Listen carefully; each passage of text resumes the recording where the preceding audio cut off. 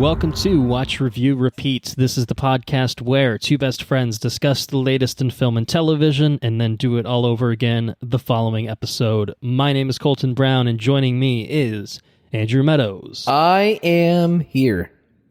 We are here. Well, welcome. Welcome back to another episode. So we're joined by our resident Marvel expert, Henrique Jaime. How you doing, sir? Hello. Good evening to you both. It's a late evening over here, but there's a lot to cover. So there's a lot to cover. So here's the situation. August is basically a catch-up month for us, is kind of, I think, how it's being treated at this point. Pretty light in terms of the film calendar, but we have lots of projects that have either finished up, over the past month or so, or come out over the past month or so that we've yet to cover. And so we had the bright idea to throw a couple, potential different episodes into one big, long episode, and that episode turned out to be way too long. So what we're doing now is we're going to talk about San Diego Comic-Con and some other things as well, A.K.A. What the Fuck is Going On at Warner Brothers. Mm-hmm. It's a new segment. Look forward to it. Everyone should look forward to that. And so we were going to cover Ms. Marvel on the same episode as well, but we're gonna basically push that to the next episode now. That's going to be the plan. The plan for how we're going to go about things here. So I think we don't need to do a fun fact here because it's going to be a kind of a news-only episode of sorts. So I'm just going to go ahead and leave it at that, and then we're going to begin with the aforementioned "What the fuck is going on" in Warner Brothers segment. And more accurately, I guess I could call it the "What the fuck is going on at Warner Brothers Discovery" segment, because Warner Brothers and Discovery merged quite recently. It was like a multi-year thing, just kind of finally getting them merged into a single company. So basically, as a result, there has been a lot of changes being made at the top in terms of leadership. So basically, Discovery's CEO is now the CEO of the merged company. And basically what that means is a new business strategy and how they approach their assets, more or less. So and I say all this just as a starting point before we get into the actual film and TV related stuff. I think this all kind of sets the stage for all right, what is going on there? That's what's going on as a starting point. And basically, the CFO for WB Discovery basically said pre-merger, last year, was basically we are targeting $3 billion in savings once the merger goes through. And obviously, Christ now almighty, that it's massive. They've basically gone into cut mode, and completely radically changing their model from what had been done before, and so we're now seeing the impacts of that. I think that a lot of the news kind of came out of, I think they were giving a financial statement to investors, about a month ago, whenever that was. And a lot of it was basically oh, fuck, what is happening? So the kind of, I guess, results from that, in terms of what is happening, is we're seeing a lot of major shifts and differences on the film side of things, particularly in terms of the DC stuff. I think the DC stuff is seeing a radical I've just used the word shift a million times, but they're just shifting everything, so I'm going to keep using it because I can't think of another word right now. But they're shifting a lot, / scrapping things. And so we'll start with, I think, kind of the big thing that really confused people, myself included, when they announced it about a little over a week ago. 2 movies, one of which was in post-production, and the other one, I think, was near post-production, well into being made, have both been scrapped entirely. Those movies are Batgirl and Scoob, Holiday Haunt. So that's kind of the starting point. So we'll kind of dive into this in a little bit more detail. Batgirl had already completed shooting. I think they were doing the post-production on it. I'm sure effects work needed to be done, editing still needed to be done, maybe scoring and stuff like that. It was an $80 million budgeted film that the costs rose to about $90 million as a result of having to shoot with COVID protocols in place. And it was going to debut directly on HBO Max. It was going to forgo a theatrical release, be released directly to streaming. And I think Scoob was kind of in the same tier of like what they were trying to do. $40 million budget. I think it was going to go straight to HBO Max. And basically, as part of the new leadership, looking for ways to save money, the logic is, how are we making money from putting movies directly on streaming? Theaters are where things at. Theaters are good enough that we can put movies in theaters and we can make money that way. And so basically, moving forward, their strategy is we're not going to make movies that will go directly to HBO Max. That's not a model that we think makes sense for us to make money, which I guess I could see being reasonable in terms of just future strategies. But to take this bold step of being like, oh yeah, that thing that's basically already done, fuck that. We're not doing anything with it. We're not even going to put it on streaming just to dump it on streaming and leave it alone. We're just straight up never going to do anything with it. So that's basically what happened. Is they just said fuck this and pulled the plug on it without basically any warning whatsoever. And I'll focus more on Batgirl because I think that's gotten a lot of criticism, because it's basically like, well, what's the harm? Why can't you just put it on streaming? Like, how could this possibly save you the money? You've literally already spent the money. How does that make sense? So here we get into fucking bullshit tax law, where apparently if WB keeps this on the shelf, their own, vaulted shelf, in WB Vault, that means that they can write this off for tax purposes. They can take a tax write down for the budget of the film. And I don't, it's not like they're just going to magically get all that money back, but basically they see it as a better business decision for them to take the tax write down than to generate whatever potential revenue they would get from releasing it to HBO Max or releasing it in theaters, but that would obviously involve distribution and cost a lot of money. So that's perhaps not really worth it overall either. That's insane, right? I mean, like just to shelve this thing entirely?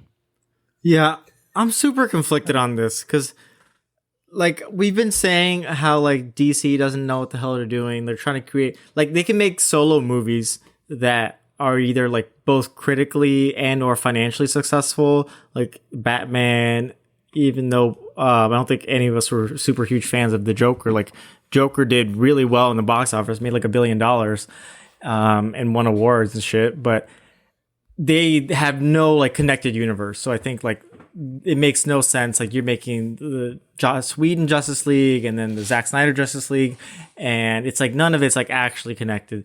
So on one hand, I'm like, if they're trying to make like a more cohesive film slate and like trying to be more mindful of the quality, which I think is what Zaslav like said, it's like, we just don't believe in this movie, which seems kind of wild that you're like this far in and you're just like, nah, I'm just not feeling this movie.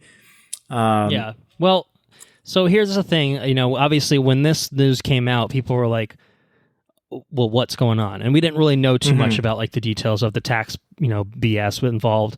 And so there were a lot of things going on around like, oh, they did test screenings and like they said that it's so bad that like they can't put it out there. And I'm like, they sat on Wonder Woman 1984 for as long as they did, and they put it That's out. the thing, so too. I know that does not hold water. And I've heard, I know that. I mean, and yes, I've heard very mixed now, things on that too. Like, where I've heard that test screenings said it was not good, and other test screenings were like mostly positive, right? So like there's it's as serviceable as any of the other DC movies, right? Which you may or enjoy or you may not enjoy, right? So I don't know. Like, I think I like Batgirl. I think she's an interesting character. I like Leslie Grace. I would have liked to see her as Batgirl.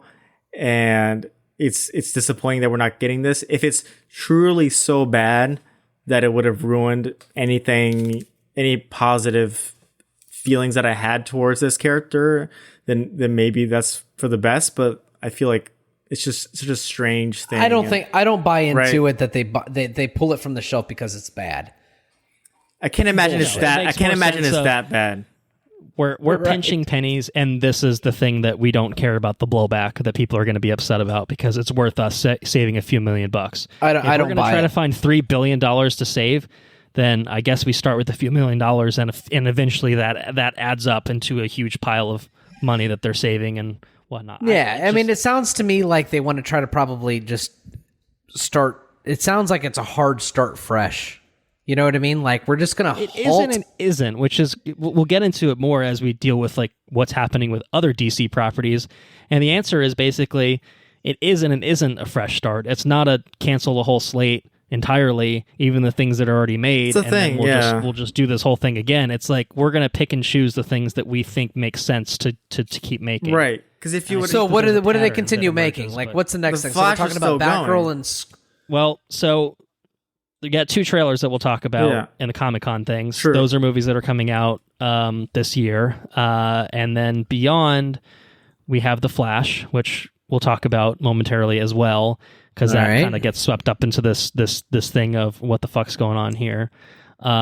So it's all kind of, I think it's internally inconsistent in terms of like I said, it's not really like a hard like reset for DC so much as just like a reconfiguring. And I think that that's all well and good. Again, I think that if anything, it just seems so late into the game. A restructuring. This is what I've got. This is the only opinion that I can come up with. I haven't finished Barry season 3. I don't think I have, anyways. But have you guys gotten to Barry season 3? Either of you? I'm like at least 4, maybe 5 episodes in. Okay. Well, all I can. Because it seems wildly inconsistent on what they're choosing to choose and what they're not choosing to choose, as far as like whether or not it's quality driven or whether or not it's cost saving driven or whatever the case may be. They might have a CFO or somebody or whatever, some placement in this huge hierarchy of this giant company, interpreting the spreadsheets in a particular way, or a computer that's interpreting the data that they have in a particular way, that's choosing to make the decisions. Where it doesn't necessarily, like, it doesn't sound like it makes sense, but based off the data that they're receiving, it sounds like they're interpreting data. That's what it sounds like to me. Whether it's, okay, well, little kids are interested in this, but they're not interested in this, or whatever the case may be, it sounds like it's because it doesn't make any sense on face value. It sounds like it's completely like it's based off the interpretation of like plot-driven Zuckerberg approach to doing things. Yes, to Martin Zuckerberg approach to entertainment. That's what it sounds like. I'm an alien. I can't read human emotions. I can't understand humans in general, but numbers I know. We're just going to look at numbers, right? So this demographic and this blah, blah, blah, blah, blah, based on search results, the blah, SEO, everything. All this information coming in at once. We're going to attempt to interpret this data as a cost savings thing, and we're going to cut X, Y, and Z in order to get here. That's what that kind of sounds like to me. Because it doesn't sound like based off what you're telling me. I mean, I didn't read the article. There's a really nice Hollywood Reporter article here I'm looking at. It seems really well fleshed out. But based off of what you're telling me and what I've read, it doesn't inherently make, like, it doesn't seem like they have a cohesive strategy. It's perplexing.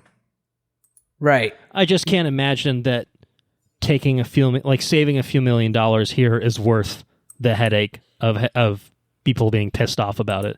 Because it's not even so much, and this is probably maybe what you're talking about, like the numbers. It's like is a Batgirl film going to do amazing numbers on HBO Max? I don't know. It's hard to say. Maybe they're projecting it as it's a modest success. They put a modest amount of money in it in terms of, film budgeting. Kind of depends on the quality of the film, though, right? Result. Right, sure, sometimes. And that drives it to a certain extent. Right, sometimes. It doesn't always mean a good movie doesn't always equate success, and a bad movie doesn't always equate failure. But there's usually some sort of connection there. I think with something like this, it's like, I don't know. I mean, I just can't imagine that it's worth the PR headache of like basically being like, oh yeah, the woman-led film with a Latina lead. Yeah, we killed that film, and actually, it's never going to come out. Oh yeah, and it was made by Muslim filmmakers. Fuck those guys. They made some episodes on Miss Marvel, so it's fine. They can find other things to do. Yeah. Oh, I mean, hopefully we announced this. We announced this literally while one of them was getting married. Oh no, don't worry about it. That's fine. I'm hoping they all got their paychecks, but it's just like I'm sure everyone gets paid for it. It's not a good look, and then they can get the money back, right? Because you can obviously, like you use that in your filmography, even if it's not like the greatest film of all time. Like I'm sure directors are still using their C list, whatever, and that's assuming Batgirl isn't good. Like imagine this is actually like a pretty good film, like it's a very fun blah blah blah, but it's just the fact that it's basically finished is the thing that's just like, I think that's the most insulting aspect of it. And while you guys are talking about this, I have Hollywood Reporter News showing me flashes of Ezra Miller, so we're talking about the same company that chooses. We'll get there. We'll get into the hypocrisy of everything that they're doing right now. So how it's all completely dumbfounding. But no, but going into I guess a little bit into the next piece about all the future films that are getting scrapped. I'm like, I feel less attached to those. It's like if you're looking forward to it, that sucks. But those films aren't filmed yet, so I take less offense to that. I fully agree. If you reconfigure your future strategy, I think that's completely fair game, and I think that honestly, it's not the worst idea because DC has not been Not been that sounds like sounds more like a reset. Like okay, that's the future we had planned, we're gonna change it. I think the Batman is like the best thing DC has done since the Dark Knight trilogy. And that's the one thing that was completely, I guess, Joker aside, like completely super duper detached from the rest of the DCEU. You know what I mean?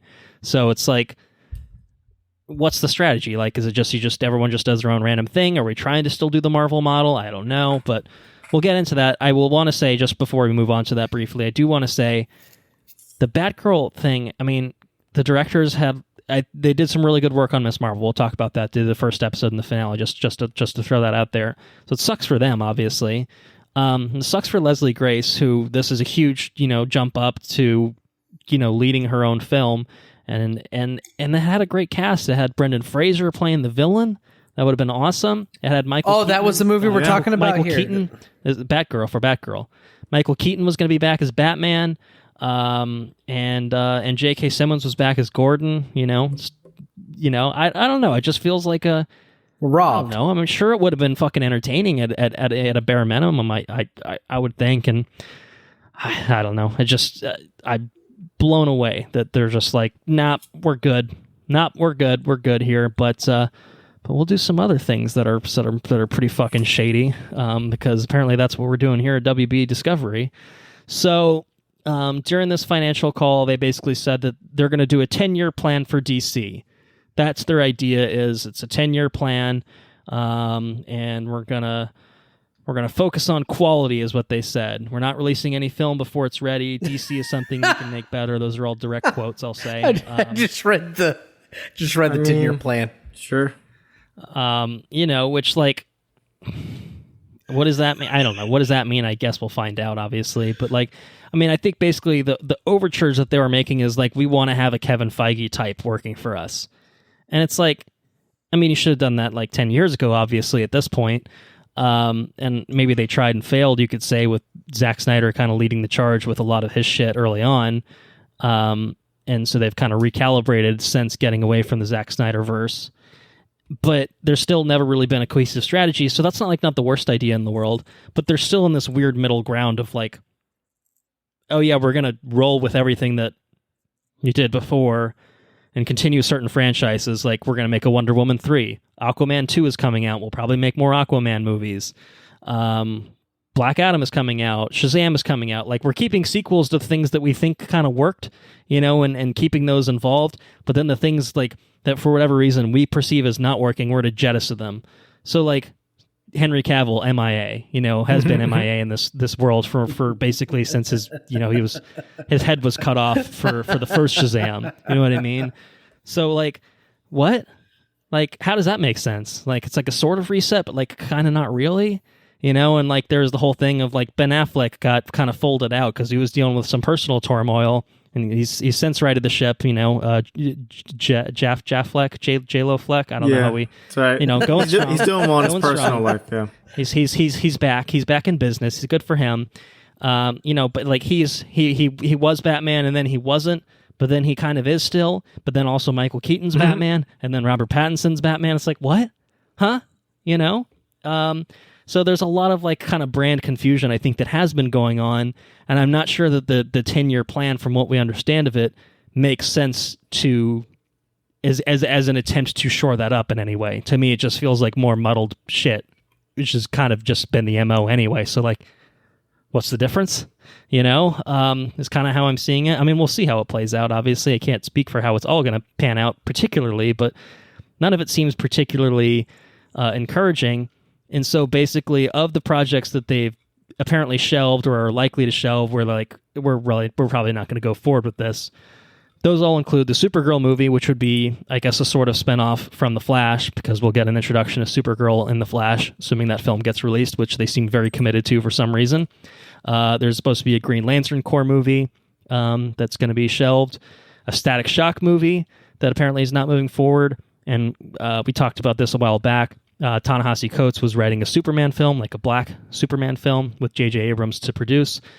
That's apparently not going to go forward. So, like, all I'm hearing is, like, all right, Woman of Color, Green Lantern Corps, could be Jon Stewart. Could be Jon Stewart. They're doing a TV show apparently that's moving forward with two whiteys in charge, you know, as leads.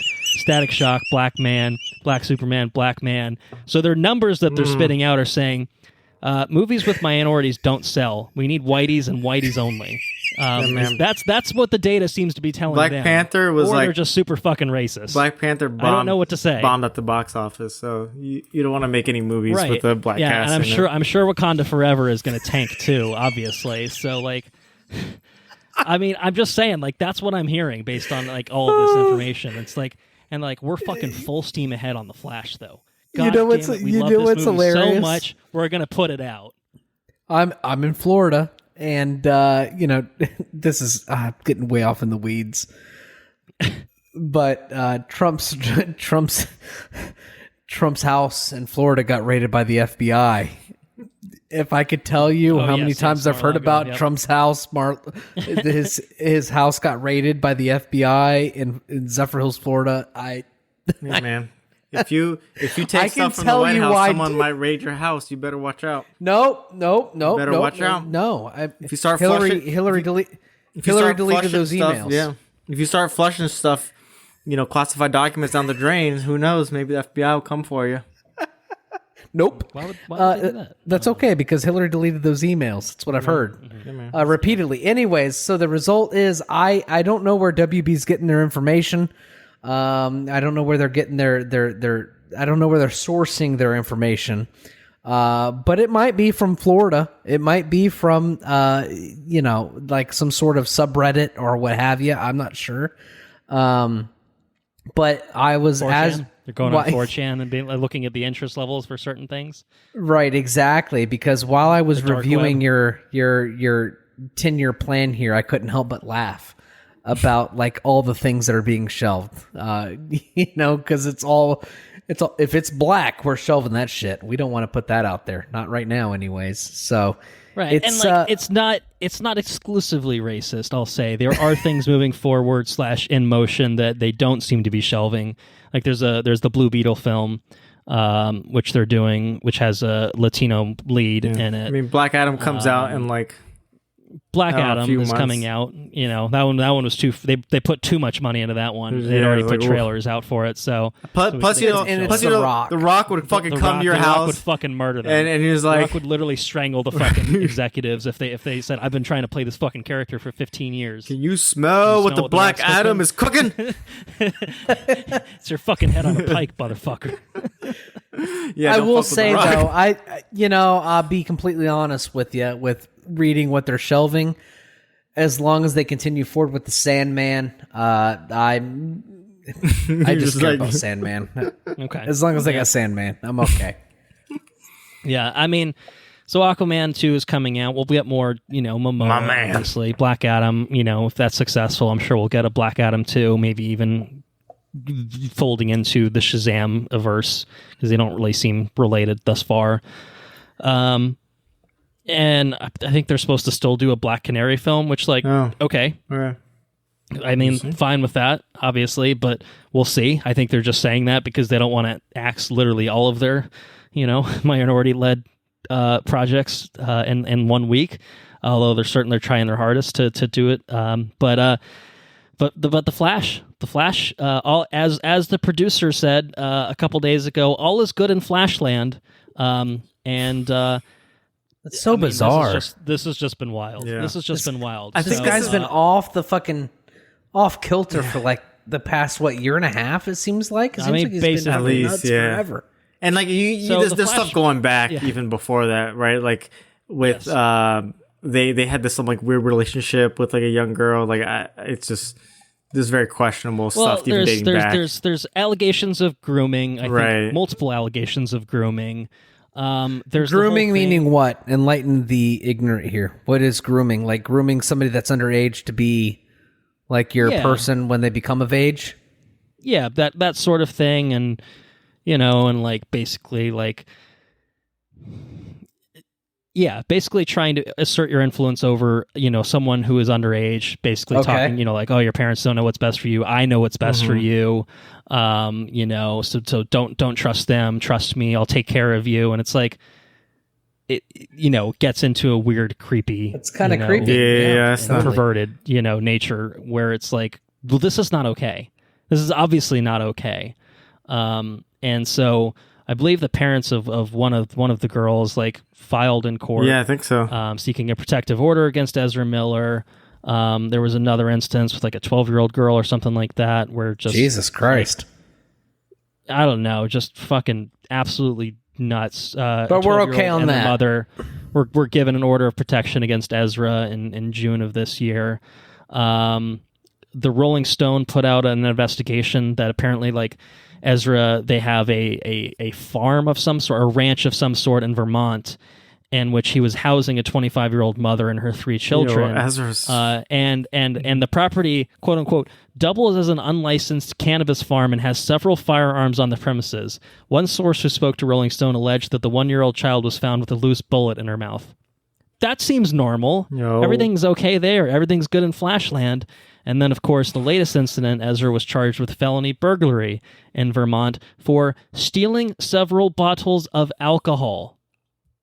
At least they didn't throw a chair at somebody. They have millions of dollars, surely, at their disposal. That's how you know, like, there's something wrong. Like, there's something, I don't know what, but, like, there's something wrong with Ezra Miller, and they need to get some help, but, like, they should probably turn themselves in. And I think this is going to be it's going to be like one of the weirdest movies to come out, because when you separate the actor, like, I don't know if this is because DC is like filtering all the news that have come out, but everyone's like, the Flash early screenings are fantastic. Like, this is amazing. Like, and it's like a good director and everything, but it's just like, I don't know. Like, I can sometimes separate the art from the artist, but it might be hard when like, see Ezra Miller doing some creepy shit on the Flash and be like, you're kind of creepy in real life too. I mean, I think the stuff of like, all right, felony burglary, maybe that's not right. It's not the word, but like, there's some really weird shit. It's the all of it together, and it's the fact that WB has been like nothing to see here. In fact, here's a real kicker that came out recently. Ezra Miller has been participating in regularly scheduled additional photography reshoots over the summer, all while they've been involved in the legal troubles. 3 arrests this year, so at least 2 would have taken place, I think, around the time that they were doing these shoots. Probably predates the felony burglary thing, but like, what? And like can't we just? I think there was things where, they're like doubling down on this, and like couldn't locate them, and they were taunting law enforcement on Instagram and shit. And it's just like they're just fucking unhinged at this point, and WB is just enabling them. Like, here we're gonna actively give you more money, and we're not gonna address this at all, and we're gonna put out this fucking film, and it's just like, it must be an incredible film. I think they're hoping that this is gonna make like $1 billion, because if this, I think they're hoping that this all blows over, and they keep bumping the release date back far enough, and they think that if Ezra stays out of trouble for a few months, which is never gonna happen, don't bring them on the press tour. No, that's never gonna happen. Fine. It's every month. It's just like every month something's going on. Like, every month they keep fucking up. They keep fucking doing something. So it's like, right, like you can't. I don't know. I just think like a company that was so willing to cut ties with Johnny Depp and a fucking franchise mired with horse shit. Like, why is like, is there some blackmail material here that we don't know about? Like, what's going on here that they've just not acknowledged this whatsoever? I just assume they're just like too far in. It's fine. They're just like, oh shit, we had to address this like a year ago. They're like, they doubled down, and then they're like, and like shit, now it's just like, nope, time to triple and quadruple. Exactly. Down. They're just like keep going all in. It's like, well, fuck it, we can't turn back now, so we just gotta go all in on Ezra Miller. Yeah, basically. So I'm blown away. The optics of this cannot be worse. I mean, let's cancel the Latina-led film that's literally basically fucking done, and continue to just feign ignorance over the shit show that Ezra Miller is and continues to be, and just pretend that the Flash is on schedule. Nothing to see here, nothing to worry about. Don't look too closely. Everything's fine. I mean, what? Like, how could like. Again, maybe it doesn't rise to the level of canceling the film, although I think at this point I think we're firmly in that territory if indeed canceling films is an acceptable maneuver, as we know now that it is. It's just so shitty for like everyone else involved that like one person is single-handedly trying to destroy like their career, and then like I saw it sucks for the woman that was cast as Supergirl. Right. Like she's was supposed to have a whole thing. Cast. Yeah. Now your career is going to take off, and Ezra is tanking it because of this. Fucking, just. So like everyone else involved is like probably like shit. Like am I safe? Well, like that sucks. I'm like, come on, Ezra. Like fucking get your shit together. Yeah, get your shit together is. Yeah, or let law enforcement or just turn yourself in, just like be done, like stop playing this game, and for a time, and you can get your shit together under a court order. Maybe that's the way to go at this point. I don't know. It's all a shit show. We spent a lot of time on it. All I'll say is it's a shit show, and I'll move on to another flash of other things, because this I think marks the end of an era. The Flash on the CW is ending at long last. So as one Flash takes off into the future, and we're gonna get so many more Flash movies because everyone loves Ezra Miller, and their interpretation as Barry Allen, the Flash. We're gonna end the one that people actually do like, although they've probably lost their fondness for it by this point. Liked is in the past term. Probably liked it for a few seasons, and then like, this kind of fucking sucks now, doesn't it? And then it ran for a few more seasons, and like, this still kind of fucking sucks, doesn't it? The Flash is ending on CW with its 9th season. It will get a shortened episode order of 13 episodes set to debut in 2023. And I think that's okay. I do think that's okay. I think it's time for the CW verse to reach its inevitable conclusion. It's probably a few years too late, but better to end it at some point than to just let it keep running itself into the ground and then just sort of get canceled. At least it's going out on its own terms, and that's something. So, are you devastated, Andrew? I think it should probably been done after like season like 3 or 4. So yeah, good for it for ending it on its own terms, if you want to call it that. That's so although technically not the end of all the DC stuff on TV, it's really the end of the Prime CW verse. Superman and Lois are still going, although I've heard good things. Sort of in a different universe. And then they're doing some awful looking Gotham Knights show, which is like young. It's like the children of superheroes. Didn't Fox try that a while ago? CW as fuck. I mean, probably. But, they did. They did the Batman thing where everybody's young, and then they had the weird Joker who was like, do you remember that? Gotham. Oh, literally Gotham. Yes. Literally. Yes, that's right. Fox tried that shit. It doesn't work. What are we doing? It's Come different, on. because Gotham was like pre-Batman, and this is like post-Batman, because it's Batman's kid, and then it's like other kids, and teenagers. Okay. So it's cool. Anyway. It sounds like horse shit. It sounds really bad. It sounds like horse shit. There was a teaser that came out at one point, and it looked significantly worse in quality than even the other CW shows, which anyone that's watched certainly the later CW shows knows that that's a true indictment. So yeah, the Flash will be ending, and I will not be watching. I just don't have it in me. Sad. Once upon a time, I might have caught up and and given it a go, but no longer. there's just too many other things I'd rather watch. And there's too many other things that like I just no thanks. No thanks. But for those who still enjoy The Flash, I hope they enjoyed its ending. And I hope you guys enjoyed HBO Max while it lasted, because I think it is. I feel like we did. Like, didn't you say you were gonna watch all the streaming movies, Andrew, 2020 or something? I feel like you were pretty close. I don't think I quite achieved that, but I was pretty hyped up on it. Yeah, you did pretty good. You went for it, so I feel like I've watched a significant amount of HBO stuff. Right, I feel like we've ran HBO Max to the ground. I took advantage of it for sure. I guess wasn't good enough to keep HBO Max as its own thing. So what I'll keep it as long as that subscription price doesn't go up. What are they going to add? It's Disney Plus. It's Discovery.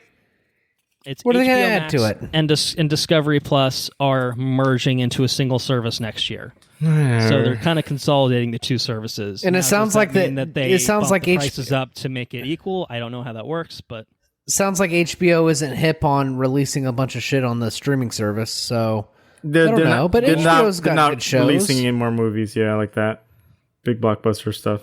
Yeah, I think in terms of the made for streaming stuff, I think that you're going to see a noticeable decrease for the HBO Max side of things, particularly. It won't extend to affect HBO itself. HBO is a distinct entity that just produces its own content. So if you're not House of the Dragon, we'll probably get a multi-season order. Don't worry about it. And we'll still probably get the other 8 Game of Thrones spinoffs at some point. Excellent. But yeah, I mean, it just, I think it means basically that HBO Max kind of it's in its current incarnation where there is a heavy, like a Netflix model, like a Disney Plus model. Like, you're not going to see that sort of thing. I think all the content is basically just going to be new reality shows and new HBO shows and, movies and stuff that eventually pop up on there, which is not going to be new movies apparently, because I think Elvis was maybe going to be on HBO Max recently to make it within the 45-day window, which had been the case with all the other WB theatrical releases, and then they've just we're not putting it on there. So they're basically going back on that, with even Disney Plus has hopped on that, with all the MCU movies have been going on basically within 45 days. So WB is now moving away from that strategy too, of basically being like, yep, all those things that you look forward to having on your streaming service, actually, fuck you. You will not get any of those. So you can just pay for them in the theaters, or you can pay for them when they come out at home, which I guess is how things used to be. True. We did get a little spoiled, I think, recently, obviously with the lack of theaters being open and whatnot, but it still feels like an odd step backwards. I mean, I suppose I never understood the financials of how it made the certainly the day and date home releases for the movies that were being put out at the same time as they were in theaters. Not sure that was really a super successful business model, but it was a fucking interesting one at the very least. So I wasn't surprised to see them move away from that, but to just get away from all it is to me is it's less user friendly. It's basically just kind of a fuck you to consumers. That's just basically being like, oh, you liked this thing, you liked enjoying things from the comfort of your own home, go to a theater, bitch. That's kind of what it feels like. So maybe they'll save $3 billion, maybe they'll save $2 billion. I don't know. It's all part of the new scheme, and hey, it is what it is. But it's Warner Brothers Discovery's world, and we're just living in it apparently. So I don't know. So any other thoughts on what the fuck's going on at Warner Brothers? Should we move on? No one knows. Move on. We haven't been able to figure out Warner Brothers for the past 10 years. Right. So we'll see. Maybe this turns a corner. Strategy, yeah, we still don't maybe understand this turns a corner. So. Maybe. We shall see. Stay tuned. All right. San Diego Comic-Con 2022. Shall we get into the things that happened? It was a 4-day event. Did either of you attend? No. I attended virtually. You attended virtually. Yeah, very cool. via Twitter Very and nice. YouTube. All right. So a couple of these I think we can probably scan through quickly. But we do have some exciting things, certainly in terms of Marvel Studios, but lots of trailers and other announcements and stuff throughout. Mostly trailers, I think, in terms of what has, was released the same weekend on YouTube and whatnot. So we'll start with an official trailer at Dungeons and Dragons Honor Among Thieves. Dungeons and Dragons. Oh, yeah. Another live-action Dungeons and Dragons movie, because the last one was a rousing success. They had to do another one. It's not related. What was the last one? I was going to say there was another one. I think it was the Jeremy Irons one. I think it might have been... I guess there was another one. I guess there's several other ones. Honor Amongst Thieves 2023, and there was a 2000 film with with 2005 and 2012. Oh shit! Oh, I don't even know about the whole those, trilogy. but... There's a whole little mini trilogy. Okay, wow. The second one was a made-for-TV sequel, and the third one was direct-to-DVD. Okay, so I did not see those. This one's direct to theaters. This What is about a that? reboot. What do you think about that? It is a reboot. It is very much unrelated to the others. But what do you guys think? Marlon Wayans was in the fucking original Dungeons and Dragons. Marlon Wayans, what? Yeah, man. I would say I'm a toss up. I feel like you flip a coin. This is shit. You flip another coin. Maybe it's funny. Maybe it's like entertaining. I don't know.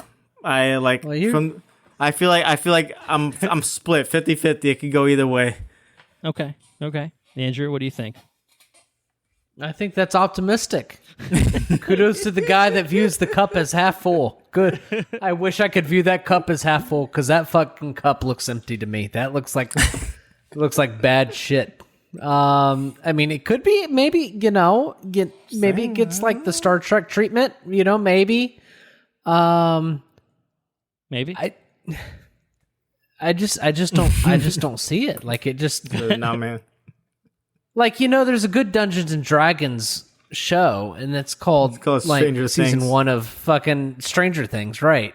I don't need Honor Among Thieves, because it looks like, I don't know, just looks like dog shit to me. That's my own personal opinion, of course, but hopefully it's good, and hopefully I'm wrong. But that's all I got on that. I'm not real hip on that.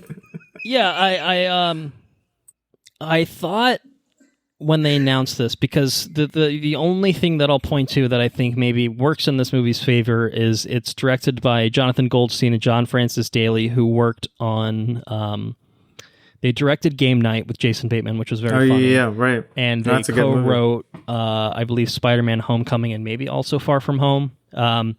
Also so like good chops, I think, writing and directing, but I guess I thought it was going to be similar to Game Night, where it was going to be like people playing a tabletop game, and then they just actually depicted like the fantasy sequences, but it seems like it's fully committed to just being in the fantasy world, and I think that makes it less interesting for me, actually.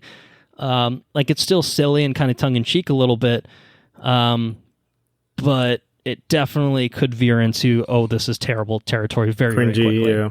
So I guess I'll say I'm somewhat aligned with Henrique in the sense that this could be really bad. And I'll also agree with Andrew in saying I guess probably what I saw does not bode well. There is a worse trailer. In the bunch about it. Okay. I'm curious. In the bunch. Okay.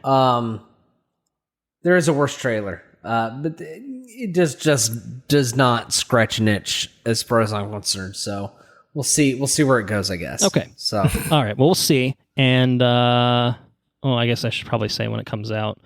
I don't actually know, but I can tell you that 2023. It's March 3rd, 2023. Okay. There you go. Okay, yay! All right, but we're getting something much, much sooner, and it is called the Lord of the Rings. Lord. There's too many rings in the title, and it's throwing me off. Lord. The Lord of the Rings, the Rings of Power. It's coming out next month, in fact, in September of this year. We had a San Diego Comic-Con and SDCC trailer showing off all that money that Amazon ponied up to make this show. How are you guys feeling about it?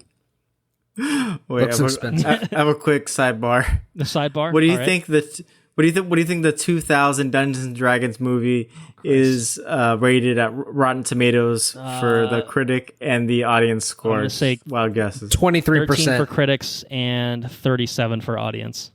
All right, that's pretty close. 10% on the tomato meter and 20% for audience score. No one liked this movie. So I believe it. There's not a strong track record for the franchise. Anyway, Rings of Power. Anyway, Lords of the Rings. The Lords of the Rings is. I'm excited. I'm excited for this show. I don't know. It's Lord of the Rings. Yeah, totally. It's not The Hobbit. It's not The Hobbit. I feel like I haven't gotten any like true good Lord of the Rings content since Return of the King came out in like 2003. So it's been a while, and it's a really cool world, you know. So we're gonna go back in time, see Galadriel and other familiar people, and then get to meet a whole new cast of players. I'm excited for Sauron. I just think it's gonna be cool to see Sauron do some shape shifting shit, and I don't know, like it might not be. Are great. you a resident? No, Resident Evil. Holy shit! Are you not Resident Lord of the? No, definitely. You are a resident. No, definitely Lord not. of the Rings expert. Because I read these books I want to reread. I think Aisling's listening to them, but I want to reread these because I read these as a teenager, and I probably like a quarter of it like went over my head. So I'm hoping I'm a little bit smarter now and can comprehend a little bit more. But I can't say like I'm like deep into it, but I really enjoy that universe. I think Anna's the Lord of the Rings expert. I think she's read the books. I also have my buddy Steven is a huge Lord of the Rings kind of guy. So I feel like we can get some experts on the show. Yeah. Between Steven and Anna. And we could probably get some experts on it and get their opinions. It might be a fun episode once the season's concluded. It looks like they, one thing that really just irks me is like when you have these giant IPs and then you give them no money, right? Yeah. And you give them no money because they're like these tall orders as far as like fantasy or like just the things that they need to depict, and you don't give them the money to do it. It looks like Amazon is pouring the money into Lord of the Rings. It looks like we know that they did. We know that they did. They spent $250 million on the rights alone. Yeah. And they committed Right. $1 billion to it for a 5-season production. And they got a better marketing team than Shazam, So I think that I feel very compelled to watch the show when it comes out. And I was actually I was startled to see that it comes out as soon as it does. Right, it just seems like soon. yesterday. I'm fucking down. It just seems like yesterday when they announced that they bought the rights to it. So I'm eager. I'm excited. I think it'll be a fun podcast to get a bunch of people on here and talk about Lord of the Rings. It's a series that it's an IP that I'm passionate about but ignorant about because I haven't invested myself in the books or anything else. Just largely the original trilogy. Yeah. So it makes me want to rewatch the movies and read the books again. Bonus so episodes. Just dive back into it. But I think like 10 years ago, if you told me they're making a Lord of the Rings TV show, I'd been like, that's stupid. Like Lord of the Rings deserves to be on the big screen with a big budget. But now TVs and movies have kind of just like meshed together, and like you can tell a great story on a streaming platform, or you could make it into a movie. If you need more time, make it into a series. Don't even get me started on episode count. It's all based on episode count and the story that you want to tell. Right, so you could make a long ass Peter Jackson length miniseries about this. And I would argue that Peter Jackson's vision of like The Hobbit and everything else that he's ever put out. He likes that episode count. Just put that shit out on like a series and put that shit out at like 8 episodes and break it all down. spell everything out that you need to spell out, and you know, it's not contained. You can't contain it within a 2-hour movie, and that's okay. You know, it belongs as a short series, and that's where it belongs. But you know, a while ago that wasn't a thing. Now it's a thing. So hopefully, storytelling with these giant epic stories that need to be told, hopefully it's more realized and they can flesh it out in a way that is beneficial to the original content. So I'm really excited. I hope it transcends the medium and just really makes it an epic story, because I feel like that's what it deserves after such a long time. So yeah, how do you feel about eight episode count? That's what it is. I was going to say that 8 episodes for season 1. Yeah. 8 episodes. That. I think 8 episodes is the sweet spot for any television series. You tell me that Daredevil. I think Daredevil was announced for 12. It's like 18 or something. It was announced for 18. It's announced for 18. I start to get a little worried. Like, I love give Daredevil. It to me. Give it to me.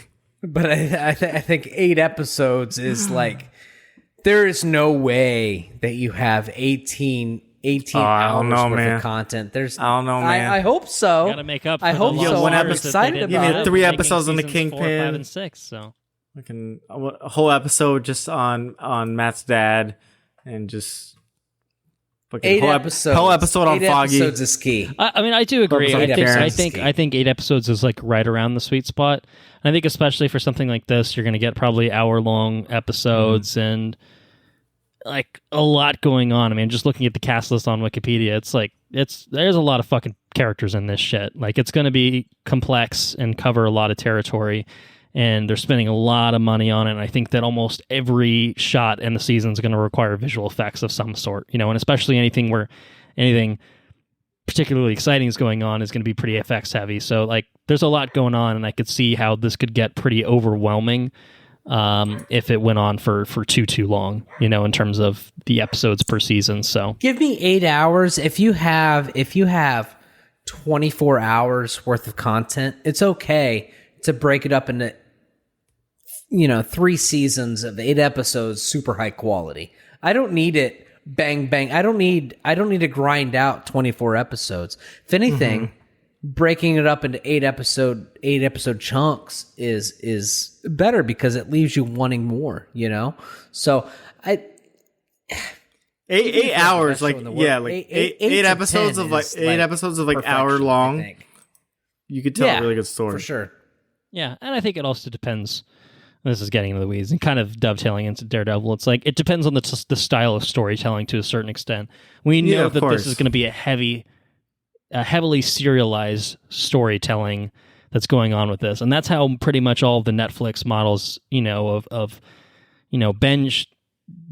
television has kind of been. It's like it's 8 episodes, but it's kind of an 8-hour movie in a way at the same time. Like, you know, there are episode breaks, and there are structures, and it's been true for the Disney Plus things as well, where it's been 6 or whatever, where it's like it's one kind of singular story for the most part. I think WandaVision kind of being the one exception, where like, oh, these feel like pretty distinct kind of episode-y things. But I think that depending on what you're doing, like if you have, more of a procedural kind of case of the week type of thing, then there's nothing really wrong with having a longer episode count. I think the issue, especially with like the Marvel Netflix stuff, less Daredevil, but sort of more the other ones, was just like, oh, you didn't have enough content to fill out 13 episodes. So you really stretch this thin. And hopefully they have like a vision, like this is what story you want to tell. It fits into these 8 hours, and like that's just the right amount. Yeah. So anyway, 8 episodes I think is a great count for the Rings of Power. I am looking forward to it. It will premiere on September 2nd on Amazon Prime Video, and I believe it's a episode a week kind of deal. So it'll be running for a couple months, and I'm looking forward to it. I'm very much looking forward to it. Less than a month away. How about that? That's very exciting. That's good soon. Yeah. One last thing I was seeing is, because I was very curious, I'm like, who's doing the score for this? Because Howard Shore did the Lord of the Rings. I guess The Hobbit too, but like the Lord of the Rings we'll talk about the Hobbit. Score is just like fucking epic. Like man, literally my alarm to this day is the Shire theme. Just a peaceful awakening. Stop it. It's just like you wake up and you feel like in the Shire. It's fantastic. So the person who is I think I'll do that right now. I think, as a matter of fact, I'm going to switch my alarm. I've never thought about that. That's wonderful. It's a great one. So I was like, who's doing the music for this? And it's a person who, I kid you not, his name is Bear McCreary.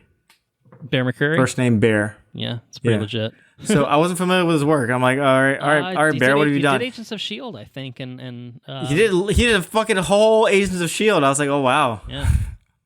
All those seasons. But then I think something that you'd enjoy, Andrew, he did the God of War video game score. And he's doing the upcoming God of War Ragnarok. So oh shit. Nice. So I'm like, okay, all right. You can do some epic epic scores. Yeah, let's see what you got. Lord of the Rings is a pretty epic follow-up, so let's see what you got. All right. Well, looking forward to it. We'll talk about it at some point, but we got to move on. We've got a lot to cover still. We're gonna talk about some Marvel stuff right now. In fact, Marvel basically reserved all their live action things for their own panel, which they held on a Saturday night, which meant that Marvel Studios Animation got their own separate panel on the Friday. And they talked about some of their upcoming projects, some of which are continuations of previous works, and some are new. Some had been previously announced. I think actually everything had technically been previously announced in terms of what the projects were. But nonetheless, the first thing they talked about was a series of original shorts coming to Disney Plus. In fact, literally on Disney Plus, you guessed it, today. I am Groot. I am Groot. So 5 shorts, I think all a few minutes each, pretty minor things of, Groot getting into Groot-like situations.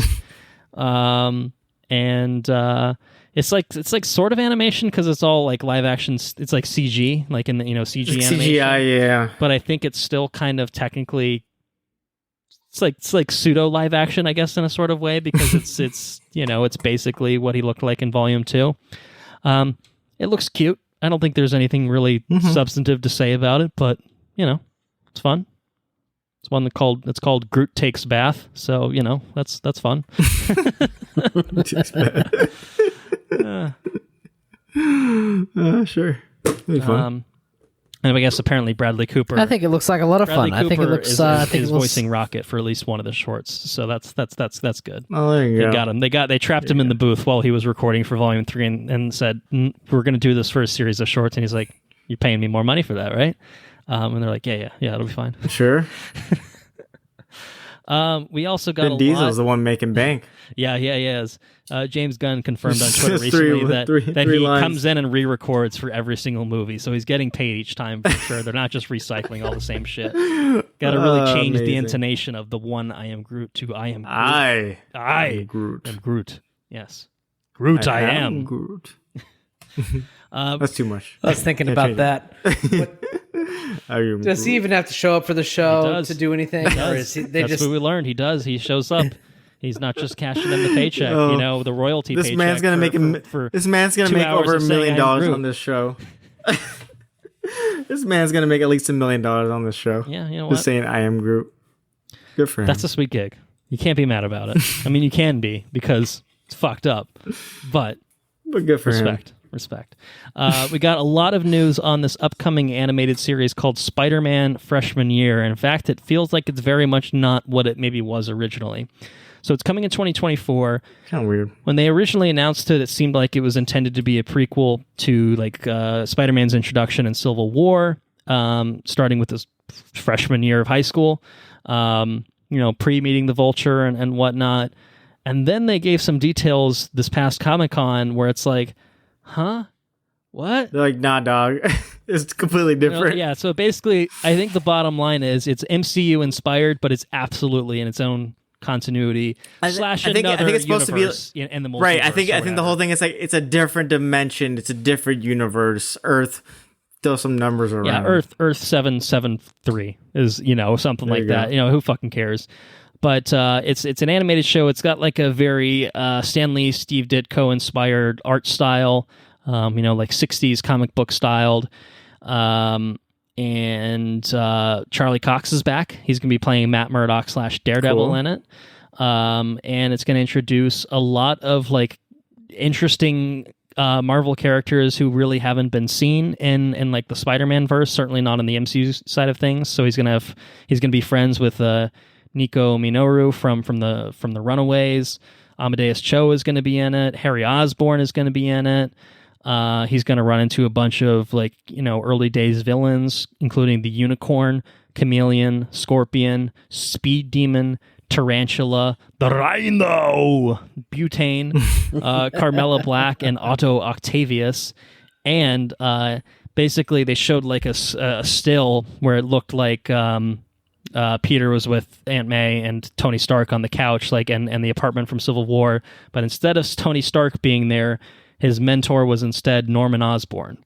So what's going on? Who fucking knows? Mm-hmm. But it's clearly not in the MCU. I think we can safely say that. So it's kind of it's almost like a sort of what if sort of thing with the Osborns being involved in the MCU from the get-go, which obviously was very much not the case in the MCU. But it's all really interesting. I mean, I'm kind of a little bummed because I thought it was going to be like a fun way to flesh out Peter's history, in the MCU. But as a fun little side thing that I don't really have to worry about, whether it's canon or not, or it's just something else entirely, like, okay, just make a good thing and I'll be happy. Like that's okay sometimes too. So do you guys have any thoughts on Spider-Man freshman year? I think mainly just two main thoughts. One, this is not a Marvel Animation Studios thing, but there's only one property, one movie series, whatever, that I'm looking forward to, and that's Spider-Man Across the Spider-Verse. Yeah. Everything else is kind of taking a backseat. Yeah. Everything else is just like taking a backseat right now. It's like I'll watch it, but like this is what I want, and this is a Sony thing. But and then the other thing is, I mean, I'm sure like you would have to get the people back, like Josh Keaton and stuff. But I'm like, can't you just give me Spectacular Spider-Man season 3? Bring it back. Like I would have lost my shit. If they had brought back Spectacular Spider-Man, I mean, they're not opposed to reviving old shows. So that's what I'm saying. So like, I feel like, they could do it, but I'll check this one out for sure. Cause I like early, I just like everything Spider-Man ultimately, but yeah. Didn't. Yeah. Well, I think the next thing is something that will be interesting to Andrew.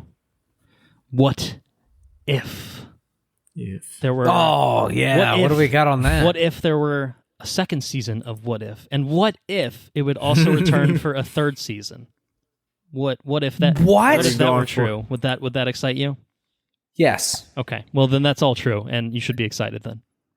Say no more. I don't need any more. I'm excited. I'm happy about it. I will watch episode for the Comic-Con audience, but you stop it. What about us? What about internet junkies? No, we're fucked. We didn't pay the money to go to Comic-Con. We didn't pay for plane tickets to San Diego. We're shit out of luck until. Well, what are people saying about the first season or the first episode, season 2? I mean, seemed like it was pretty cool. We're gonna get some weird out there shit in season 2, like we did in season 1, and that's cool. I'll take it. We're looking forward to it. So yeah, 2023, we'll get season 2, and then season 3 will premiere sometime later than that. That's all I can tell you. Fair enough. I'll take it. But you liked What If. If you recall, there was a What If episode of Marvel Zombies, and that is getting its own show. So we kind of know who's going to be in that. We know who the Avengers are going to be, or the team versus the Marvel Zombies. It's going to be Yelena, Katie from Shang-Chi, Kate Bishop, Jimmy Woo, Death Dealer, Shang-Chi, and Kamala Khan. She's going to be on that. Yeah, she's going to be on the team. So, okay. Wasn't the best What If episode, but Marvel Zombies can be pretty entertaining and kind of fun. And so, apparently, I think what's surprising me is I just assumed that this would be kind of a separate thing. Like the What If thing was like, oh, this is the fun concept, and then we'll just kind of do our own thing. But this seems to be actually a continuation of what that episode was, like the same universe, like Captain America is a bisected zombie still and all that good stuff. So there you go. That's one thing that's coming up. And Wanda still has some trauma to deal with. Yeah, Jesus Christ. No kidding. Last but not least, talked about reviving old shows and not being opposed to it. And yeah, exactly. X-Men is continuing. X-Men 97. Fall 2023, X-Men are back. The original series will continue with all the characters returning. And they're also going to be doing a second season of it, is what they announced. So you know that it's coming. We know that. I mean, if it doesn't have the iconic theme, we riot. Obviously. Oh yeah, fucking out. Given that they used it in Doctor Strange for just a little riff, I think that they're clearly fans. another series we will possibly be talking about somewhere else. I don't know. We'll see. You don't say. I don't know. I couldn't possibly say. It's the coolest fucking theme. So the X-Men 90s or Spider-Man 90s? Which is the better theme? Oh, I'm totally X-Men. I'm sorry. Honestly, I think X-Men still. Yeah, Spider-Man one's good, but yeah, because Spider-Man's also had other iconic themes, whereas that one is like quintessential with the X-Men at this point. So I lost my shit when I heard it both times, and in certain things. Yeah, anyways, I lose my shit every time I hear it. I love it. I think it's awesome. Yeah. It's like an Excite truck kind of shit. You know what I'm saying? I know what you're saying.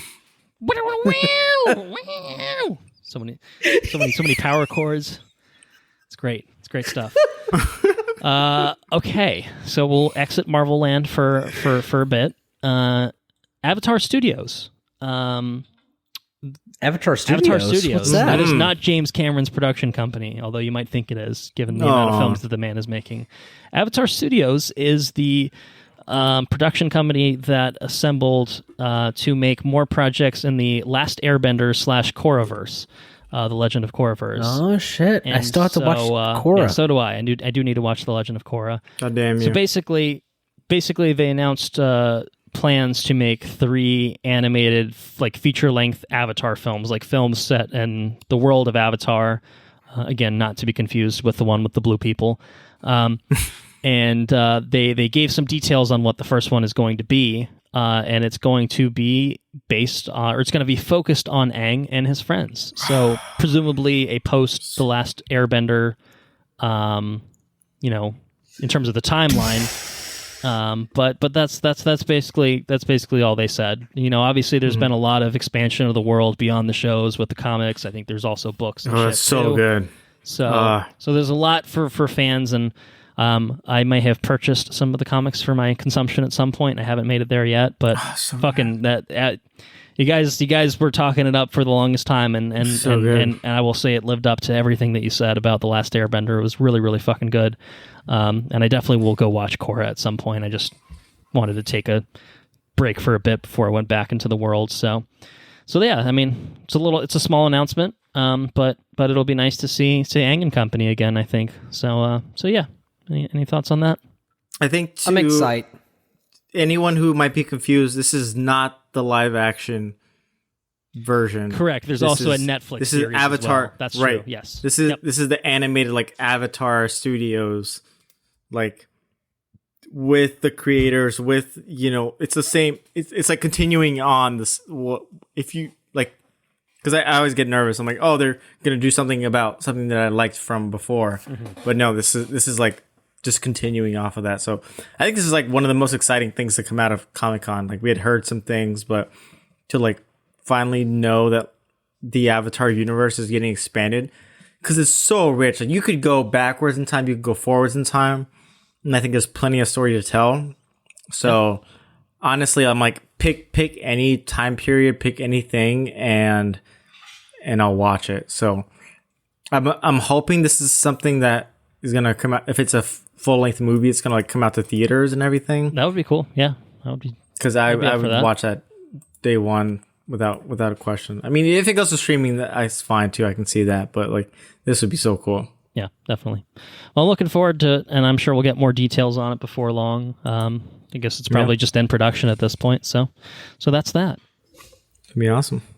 All right, so moving on, we got a sneak peek at John Wick Chapter 4. That's right, another one. He's back. People keep asking if he's back. And I'm thinking he's back again. And again. And yeah, he was doing the whole like Kill Bill, like punch the board kind of thing. Yeah. Blood beating up his fist. It's short, but it was effective, I thought. I mean, didn't need to be sold. I'm fucking stoked. I love this series, but it looked fucking good. That little shit with Donnie Yen with the fucking sword and the guns and shit. Fuck you. That's all I needed. I'm in. Shit. Yeah. I'm glad all of us have the same sentiments in like filmmaking. That's all I took too. I was like, laughing. It's like it's joy. It's just a thrill to watch this shit. Yeah. Honestly. Right. I feel like it's John Wick is a franchise though that like you shouldn't be able to make 4 movies out of. It's like such a simple theme and plot, and I'm like, you're just stretching this out. But then I watched this trailer and I'm like, I'm fucking in. Like I'm all just like everything about it, between like Keanu Reeves and then throwing Donnie Yen in there and then Lawrence Fishburne, like dogs. There's nothing else like it. I'm all in. So, I'm all in. The dogs, like Lance Reddick. Man, Mr. Resident it's Evil like himself. classic Hollywood, classic kung fu Hollywood films that don't get made anymore, you know. Yeah. And it's like it's right here with John Wick. I want it. Yeah. I mean, fuck yeah. I'm just March 24th, 2023. I can guarantee that I'll be seeing it. I mean, that's all I really have to say about it. Yeah. I'm just all in. Yeah. Mm-hmm. Give me more. In fact, I might even do a rewatch of 1 through 3 because might as well, because I have them on 4K now. That's why I'll do it. And I have an OLED now. I can really enjoy it. Shit. Okay. Yes. So DC, we come back. We're back. We come back to DC. Back. We circle back full circle to DC, full circle to talk about some of the things that we sort of talked about. DC's presence, I think, at San Diego Comic-Con, I think certainly compared to what we'll get into with Marvel, I think we could all agree is pretty lackluster in terms of what they came to show, because obviously they're in a weird midst of creative reshuffling, making changes, etc. Which is not to say that they had nothing. Dwayne Johnson did show up in full costume as Black Adam, which was, that was fun. We enjoy when people show up as their characters in full costume. Hiddleston did it a couple years back as Loki, which was great fun. And technically someone actually did it at the Marvel panel this year too. We'll get to that. But there were two trailers that kind of came out as a result of this. One full trailer, and then one was more like a Comic-Con sneak peek for Black Adam, which we've already had like 7 trailers for. So just, few extra bits of footage in there. But we'll start with Shazam, Fury of the Gods, a sequel to Shazam. Same director, same cast. Mm-hmm. Is it the same quality? What do you think, Andrew? Well, the trailer certainly isn't. If you want to relate your trailer quality to that of Venom, then put Eminem casting your put him making your music. I mean, I like some old school Eminem. I'm not gonna lie, I think it's okay, but don't have him doing like your trailer music. Like, the trailer seemed like, footage-wise, it seems like, okay, it seems okay. It seems like it could be humorous. It seems like in the same vein from the first Shazam. But, like, any second that I started to get slightly into the trailer, I had fucking Eminem. God, whose idea was this? What are you thinking? You know? Yeah. I never asked for this. Anyway, so that's out of everything I've watched tonight, this is the most egregious thing. It's just... It's frankly, the music that they put to this trailer it makes it hard to watch. It makes it a lot less interesting. It makes it a lot less entertaining. And it's just man, I feel like making a 2-minute trailer should be like the most epic thing. Like, let me get all the footage from a movie. Let me make the best fucking 2-minute sizzle that I can make. And this is what they come up with. You know, like, I've never. It's always concerning when a trailer doesn't get you hyped. Yes, because you're like, you could make a good trailer out of a shitty movie, right? But it's exactly. Are you making a bad trailer of a good movie? It's like, I don't know. I don't think the Eminem stuff bothered me as much, but the trailer as a whole didn't get me like as pumped up. Like, I really liked Shazam 1, the first one, and this one I was like kind of like. okay. Get down to business. Bat down to business. Yeah, I was like, it's there. So I think I'll give it the benefit of the doubt because it's the same crew returning for the first one, but it didn't get me super pumped up. That's one. And they had like this super like cheeky thing, like where like my name is, and he's like Shazam, and it's like it's fucking corny. What are you doing? Anyways, I was pulled way out of it because of the Eminem music. So, anyways, that's all I got for that one.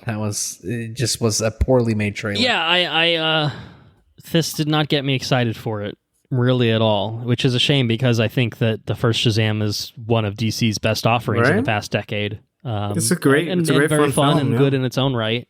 And so, I mean, it's got everything back that would seemingly make it another success like the first one. We also said that about Wonder Woman 1984, lest we forget. So you know, reassembling all the creatives in the right places doesn't mean that it's going to naturally just be another good thing. But I hope that this is just a misleading trailer, or they're holding enough stuff back that, like, okay, we know that it's out there and the goods are yet to come. But I don't know. We'll see. It kind of fell flat in terms of humor, in terms of all of it, really. Like, I thought Helen Mirren and Lucy Liu looked pretty fucking dumb. You know what I mean? Like, I don't know. Great actresses. Excited to see them in this. As a Fast and Furious joke about how he's watched all of them in front of Helen Mirren, who was in the Fast and Furious franchise. So I don't know if that's universe breaking or anything like that. But I don't know.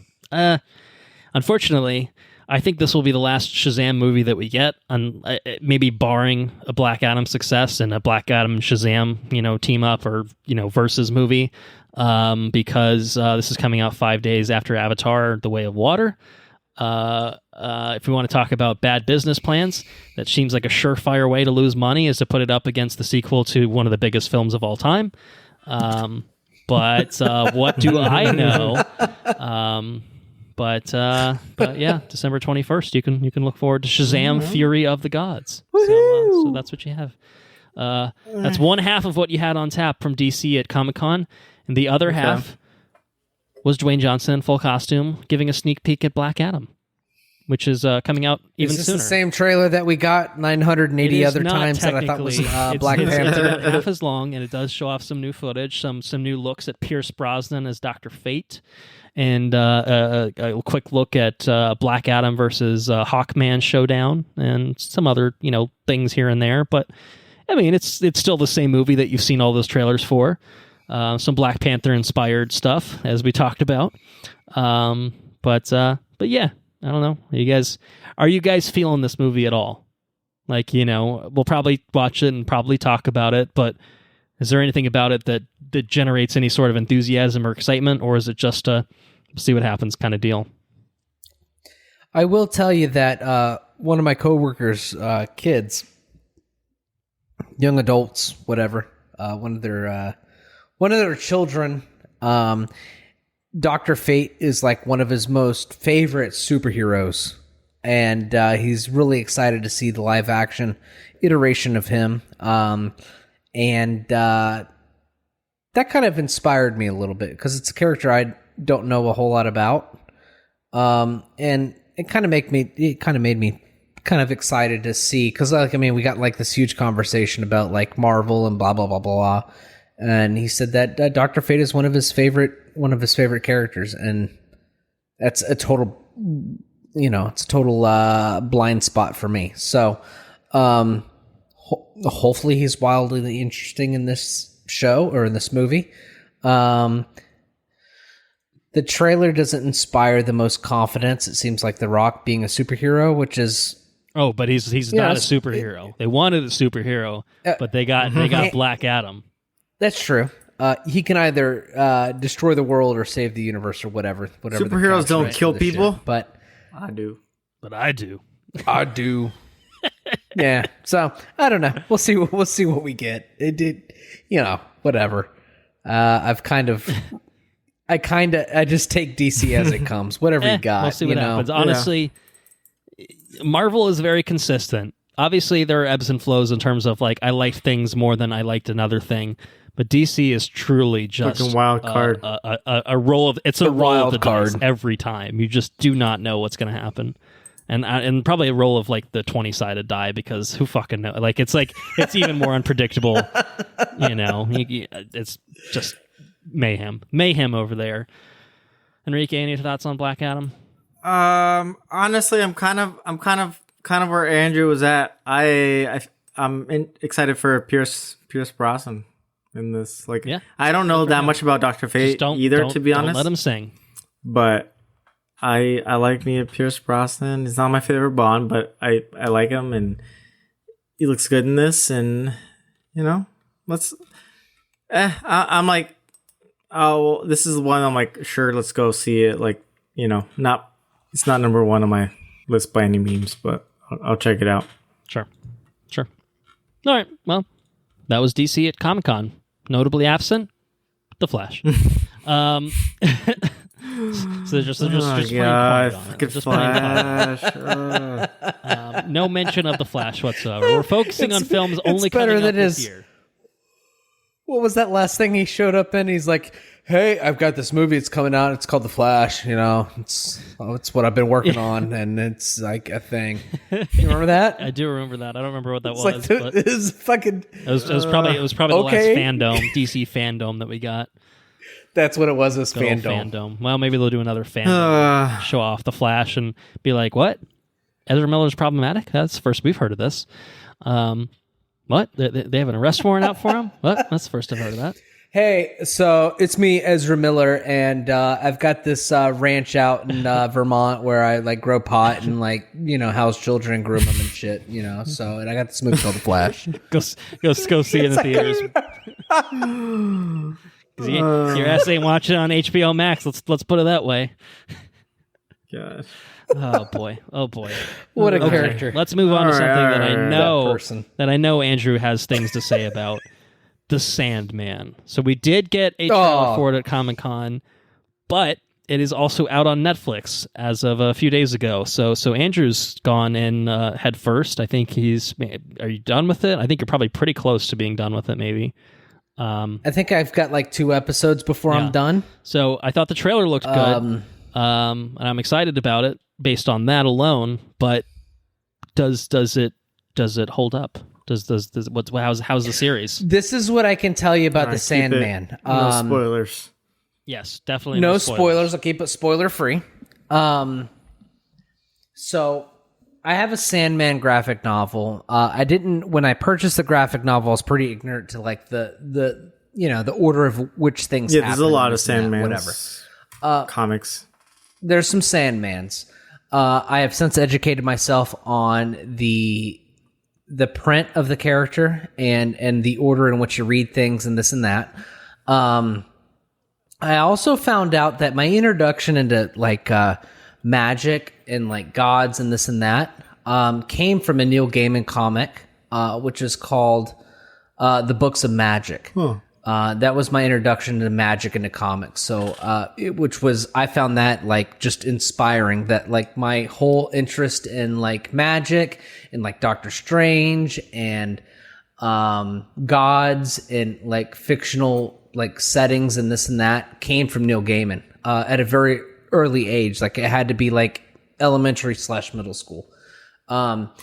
This show has inspired me to. I haven't purchased anything. Okay. Sarah and I recently like combined bank accounts in an effort to like make more financial cohesive decisions. So I haven't like gone off the rail and like purchased anything. But I did add all the Neil Gaiman Sandman graphic novel collections and the Books of Magic, which happens to also be co-authored by Neil Gaiman, graphic novels to my Amazon like wish list for like birthday and Christmas stuff. And I think that this may be the show, and this is like an unofficial How far are you? Just curious. I think I'm in episode 7. Oh shit! You're like pretty far in. it's broken up into two. It feels like two main arcs with one overarching arc. You know what I'm saying? The way the show is split up. I think that I'm like predisposed to this kind of stuff anyways. Seems like it's right up your alley. It's magical. Yeah, exactly. So I'm predisposed to. I'm pretty biased. I think Neil Gaiman is. He writes fantastic shit. I think he's totally awesome as an author. He doesn't write superhero shit. He writes God stuff, you know, and it's. I think he's really compelling as an author. I think what makes it even better is that he is so heavily like part of the production of this show. Whereas like in American Gods, he's kind of like cast aside and stuff. And American Gods had some serious implications as far as like what it was trying to achieve, and like his goals and what he wanted to implement and stuff was kind of pushed to the side in further seasons. But this feels like they, like Netflix or what, like WB or whatever the production value, like whoever was in charge totally embraced his vision for this show. If they gave him the money required to put his vision on screen. And I think that they, I don't know, I feel like they totally embraced the core content of the original content. Which that's coming from somebody that doesn't know a whole lot about the comics, but it does feel like it's an authentic representation of what was intended when it was put on the page. And I say that because it feels like it was written first and put on screen later, right? Like what we see on screen is just written so well. I think it's written. I think the show is excellently written. And I think that I've told finance people, like the banks I talk to on a daily basis at work, told people at work about the show. I talked to the banks about this show. I talked to you about this show. I think that there's a lot of content to watch on television right now, between Westworld and between I don't know. Westworld seems like the biggest one, like in the forefront of my mind, but I can't give the show enough praise because it's different. It's got a budget that like it deserves, and it scratches an itch that hasn't, like I wanted American Gods to scratch this itch, but it didn't, because it had too much. Yeah, it had a lot of stuff going on behind the scenes. This feels like an authentic just a full charge on what it wanted to do. And so far, like 6 or 7 episodes in, like I'm 110% on board. Okay. Even from like the inspirations, like some of the episodes, like one episode in particular, just it feels like a full-fledged rip off of like a Twilight Zone episode, which is perfect for like, the God of Dreams to kind of like rip off of, you know what I mean? It just feels inspired. Okay. And I can't give it enough praise, which we're not covering an episode on it, but well, maybe if you're sometime down the line, but I've got 10 episodes to watch and many other things to watch too, so yeah, no, it's incredible. This will suffice for now as a mini review, in progress review, and I'm sure when you finish it up, if nothing else, you can drop it in the catching up. And I do want to watch it, is what I'll say. I do want to watch it. I liked how the trailer looked. I like what I'm hearing from you. It seems like something I'll really, really enjoy, and so I do want to give it time. But I got a lot of other things I still need to watch too. So it's just one of those things. When it happens is a different story entirely. So. Yeah. No, that's a glowing recommendation. I feel like now I'm more excited to get into it. Did you find yourself singing the Metallica song throughout? No. What I did find myself doing though. No.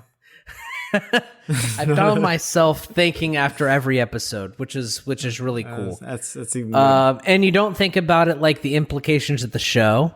Mm-hmm. Which is really cool. Like you think, like a lot of times you think like, what's this character going to do? Like, how is this going to impact like the trajectory of this character, that character, or whatever?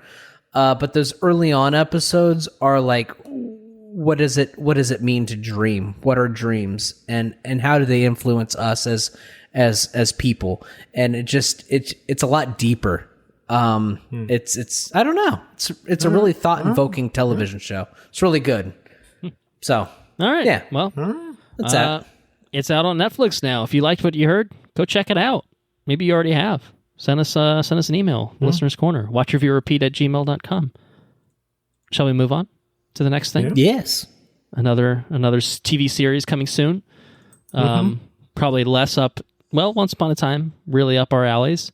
Holy shit, I didn't realize this thing premieres August 21st. 10 episodes. Yeah, man. House of the Dragon. Game of Thrones is back, baby. Ooh. We got an extended Comic-Con trailer.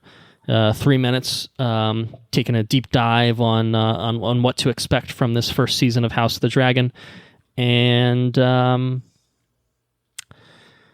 just say for myself, this is the best the series has looked in my eyes. This particular trailer. Okay, I'm glad I don't feel bad. I didn't want to go out on a limb and say it, but I was gonna say, like, I think this is like. The most positive thing we've seen. None of the other trailers made me of this content feel like wow, interested. This is the only one so far where I thought, oh, this actually feels like it's kind of capturing the Game of Thronesy things that it should be capturing, and like I'm not excited for it because I won't allow myself to be hurt. But it does seem like this could be, quality Game of Thrones-esque TV. Yeah. Like this is the only thing that so far that felt like, oh, maybe they did know how to do it. I think it's a good trailer, and maybe it's just a good trailer. We'll see, but right, exactly. Like you might be the rest of the actual show could be dog shit, but I think this got me more excited for the show, and I'm like, okay, like I'm like I can get myself back into this. And I think the thing for me is I felt like all the other trailers were like just trying to sell it on like the visuals alone of like, look, it's the Targaryens and everyone's got the same wig that looks terrible, and there's a dragon, and there's sand, and there are dragons. And this is the only one I've seen that like actually kind of focuses on like, well, what's the big deal? Like, what's the fucking story of this? And I was like, oh, that actually seems kind of interesting. Like, it's like a Targaryen civil war. Like that could be really interesting. And it's far enough before that I don't really know specific. Like, it's not like this series or it's not like this season ends with Dany being born, right? Maybe they go to that at the end of the series, but yeah, I don't know. I was like, okay. I mean, I was kind of going to watch it anyway, just out of mild curiosity to see if it can rekindle my passion for anything Game of Thrones adjacent. But this actually made me think, okay, maybe there's a chance this is just, God forbid, actually good. Maybe it's just good. Maybe it's not great, but maybe it's just good, and maybe that's okay. Maybe that's all we need right now is just to have our faith restored, That's it. I got... It's like, yeah, looks pretty fucking cool, right? Yeah, you're like, but it's Game of Thrones. Like, I feel bad for saying you're getting excited, but you like hold back, and you're like,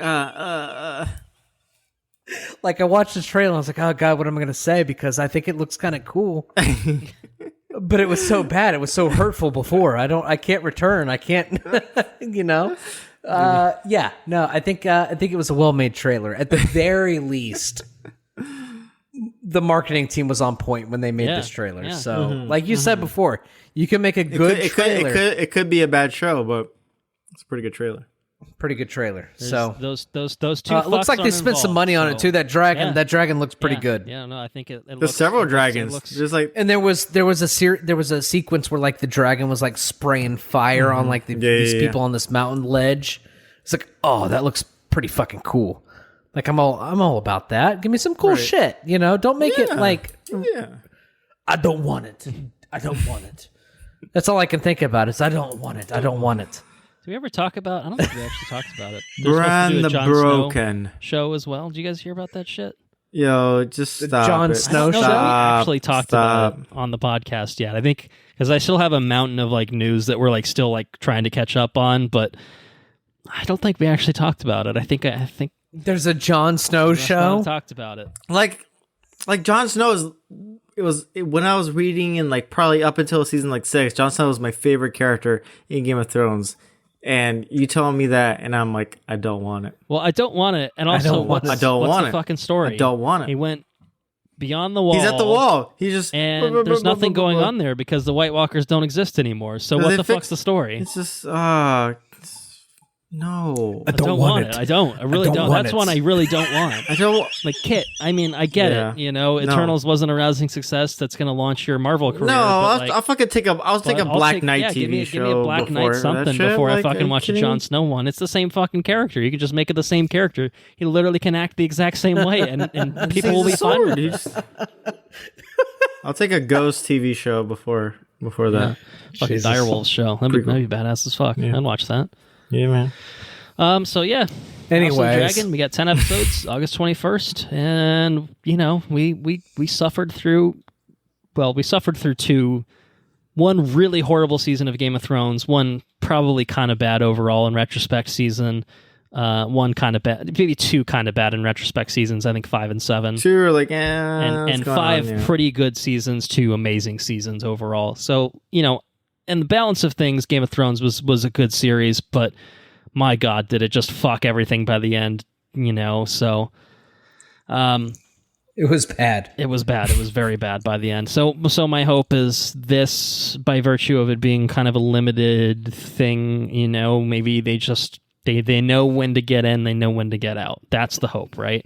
Because there should already be a written end point of this is what happens to these characters. This person's going to die. This person's going to die. This person's going to stay on the Iron Throne until blah, blah, blah. Like, you know, like it's a prequel. There's room to navigate within these storylines, but we know the beginning and we know the end, where we can look it up online on the Fire and Blood. I just feel like the Wiki vision whatever, is the vision just seems so narrow. And we've talked about it before. I don't want to like beat a dead horse or whatever, but Dead Dragon. Like you have this IP, you know, like why is your vision like 200 years before? Go back, go way back. You know what I mean? Right. You have. I mean, that's what Lord of the Rings is doing. They're going like 1,000 years. Yeah, Lord of the Rings is like we're steering fucking clear. Although because it's Lord of the Rings, you still have technically some characters who are, you know, carryovers from. Yeah, you know, right. Game of Thrones doesn't. And that's have totally that fine. But it's like 1,000 years. Like the elves just live that long. Right. That makes sense. Just go back. Like why is your scope so limited? Same thing goes for Star Wars. Like why are we playing within this like limited scope? Yeah. I mean, just go back. Right, let's go all the way back. Republic, yeah. even. I mean, the High Republic has been like the closest thing since Disney has taken over to just being like, let's do something new. But we don't have any like films or TV shows yet. Yet. But we will. Anyways. So we should probably finish up talking about San Diego Comic-Con 2022. And to do that, we will talk about what went down at Marvel Studios' San Diego Comic-Con panel. And many things did indeed go down at the Marvel Studios panel. We learned a lot about what the future of the MCU looks like. And I'll say it right now, and I'm not saying it just because old Kevin is going to put some dollars in my back pocket, but I think the future of Marvel looks a lot brighter than the future of DC, certainly as it currently stands. So what did we learn? Let's recap things. We learned a bit about Phase 4. We learned a bit about Phase 5. In fact, we learned a lot about Phase 5. And then we learned a few things about Phase 6. And so going in order of presentation, in order of things that we learned about, we learned that Phase 4 is going to end with the next 2 projects debuting this year. She-Hulk, Attorney at Law, premiering next week. In fact, August 18th, Thursday debut, 9-episode, half-hour series. And it will conclude with Black Panther, Wakanda Forever. We'll circle back to Wakanda Forever because we did get a trailer for that. I mean, I guess we can get into it now. Basically, what it is we have 2 trailers that they gave for these closest in time projects for ending Phase 4. So we got a She-Hulk trailer, we got a Wakanda Forever at least trailer. to the common folk. Yes. Because other people got some nice little goodies. Yes.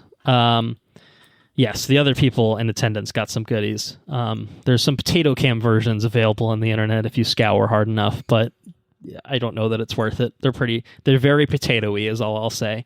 But we'll start at a minimum with She-Hulk Attorney at Law, which we did get a new trailer for that was on YouTube, available to the masses, to the common folk, and teases a lot. There's some surprise Marvel characters involved, which is exciting, and obviously we just got another look at more of Jennifer's interactions with Bruce. She-Hulk and the Hulk together.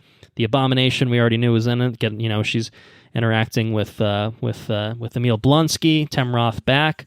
Some fourth wall breaking was happening in this trailer. A lot going on. Lot to be seen. And I'll kick it over to you guys momentarily. But I will again kick this one off of saying the first teaser that we got, I was like, okay, fine, whatever. Looks entertaining enough. This one made me a lot more excited for it, though, is what I'll say for myself. So what did you guys think about She-Hulk Attorney at Law? The trailer, anyway. You can kick it off. I think the CGI looks a lot better. It does seem very improved. It's not the CGI was. It's not great. It's not amazing. It's still not the best, and but it's not. I don't think we need to get into worrying as it was before. Right, and I don't think we need to get into the whole. I don't even know if it's a controversy. It's just like how Marvel is like really, just like pushing their VFX artists and everything, and they're not too happy about working with Marvel, but I think it looks a lot better, and obviously, like, you need to give artists like time to work. Like, I think that's money and the time. bottom line. Money and time. So, like, is going to. So, like, I don't think like anyone. Right, I don't think anyone was saying like, "Wow, these people like suck at their jobs." If anything, it's like you need to like give them more time. Like, this is an art, and you just fucking like you're making someone become a CGI character. So I think it looks a lot better, and that was very reassuring, because that was one of the things I was like, I really don't know about this. Yeah. Completely agree. Okay. The first footage that we got from the show looked rough, pretty sketchy. This looks totally serviceable. I think it doesn't look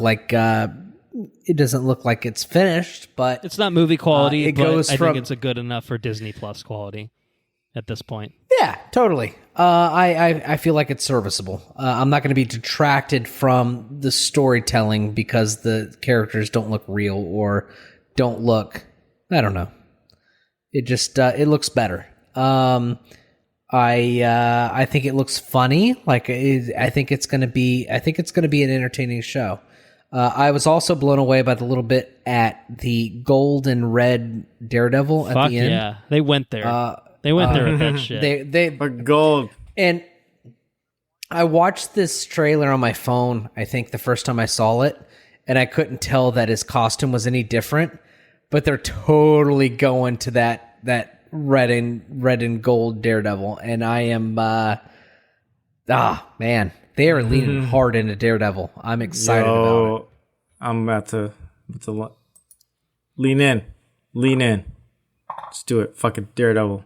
I am here for the Daredevil renaissance, whatever you want to call it. Put Charlie Cox in everything. That's obviously going to be acceptable. There's Cox everywhere. Cox everywhere. Cox everywhere. Just put him everywhere. Was it Daredevil? Where did I see nunchucks getting plowed into some dude's face? Oh, that was John Wick. John Wick. Oh, yeah. Yep.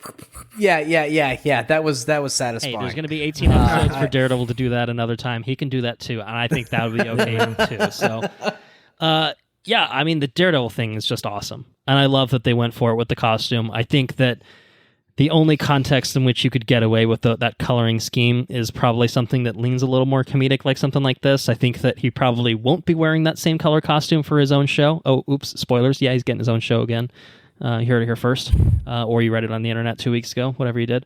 But it looks way better in execution than I would have thought. That it could have been very, very silly. It still looks good while being obviously a little bit different.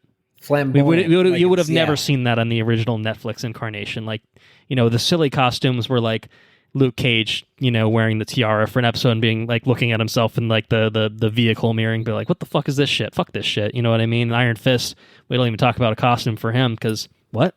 Costume? Iron Fist costume? You didn't have one. Never heard of it. They did the same thing with Jessica Jones with the jewel costume. Oh yeah, like, don't get me started on Iron Fist costume. Look how fucking silly this is. I would never wear this, so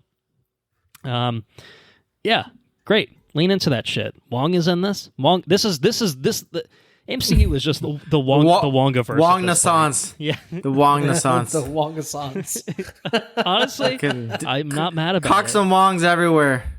Cox and Wongs. Cox and Wongs. That's all you need to keep. You heard it here first. Cox and Wongs. But I think it looks great. I'm very excited for it. I'm excited to see like the legally aspects of it too, which I think will be kind of heightened because it's obviously like superhero lawyering and stuff like that. But just seeing Jen hulking out in a courtroom, I think will be great fun. Maybe cathartic too in some ways, depending on who she targets when she hulks out. Yeah, I feel like I want a whole episode where it's Matt Murdock as like fully just himself. For some reason, like finds himself against Jennifer Walters in the court, and like you don't might know who to root see for. It. That seems like because, a perfect. Seems like a perfect thing. You got two attorneys, and you want to see like but like you don't want to make it so like one person is like, oh, I'm defending like Kingpin or some shitbag, but it's like I kind of want them both to win because they're both good people, but I don't know. So that'd be really cool. Yeah. I don't know. Whole like courtroom episode. He might be defending the Abomination. You don't know. Yeah, but then it's hard to like root for him. I think the way they framed it was that she was going to be defending him, and she was concerned because she's like, "Oh, that's true. He might kill my cousin. I don't know if I should be doing this." And like, yeah, it's fine. Oh yeah, it's true. That might be the court case, though. It seems like it could be. You don't know. I don't know. Mm-hmm. I'm excited about it. I think it's going to be presumably great. The lawyer connection. I would assume that we'll also see Matt pop up in some capacity, but we'll see. We will see very soon. Although we don't know when. Daredevil will make an appearance in it, but I'm excited. I think it's going to be fun.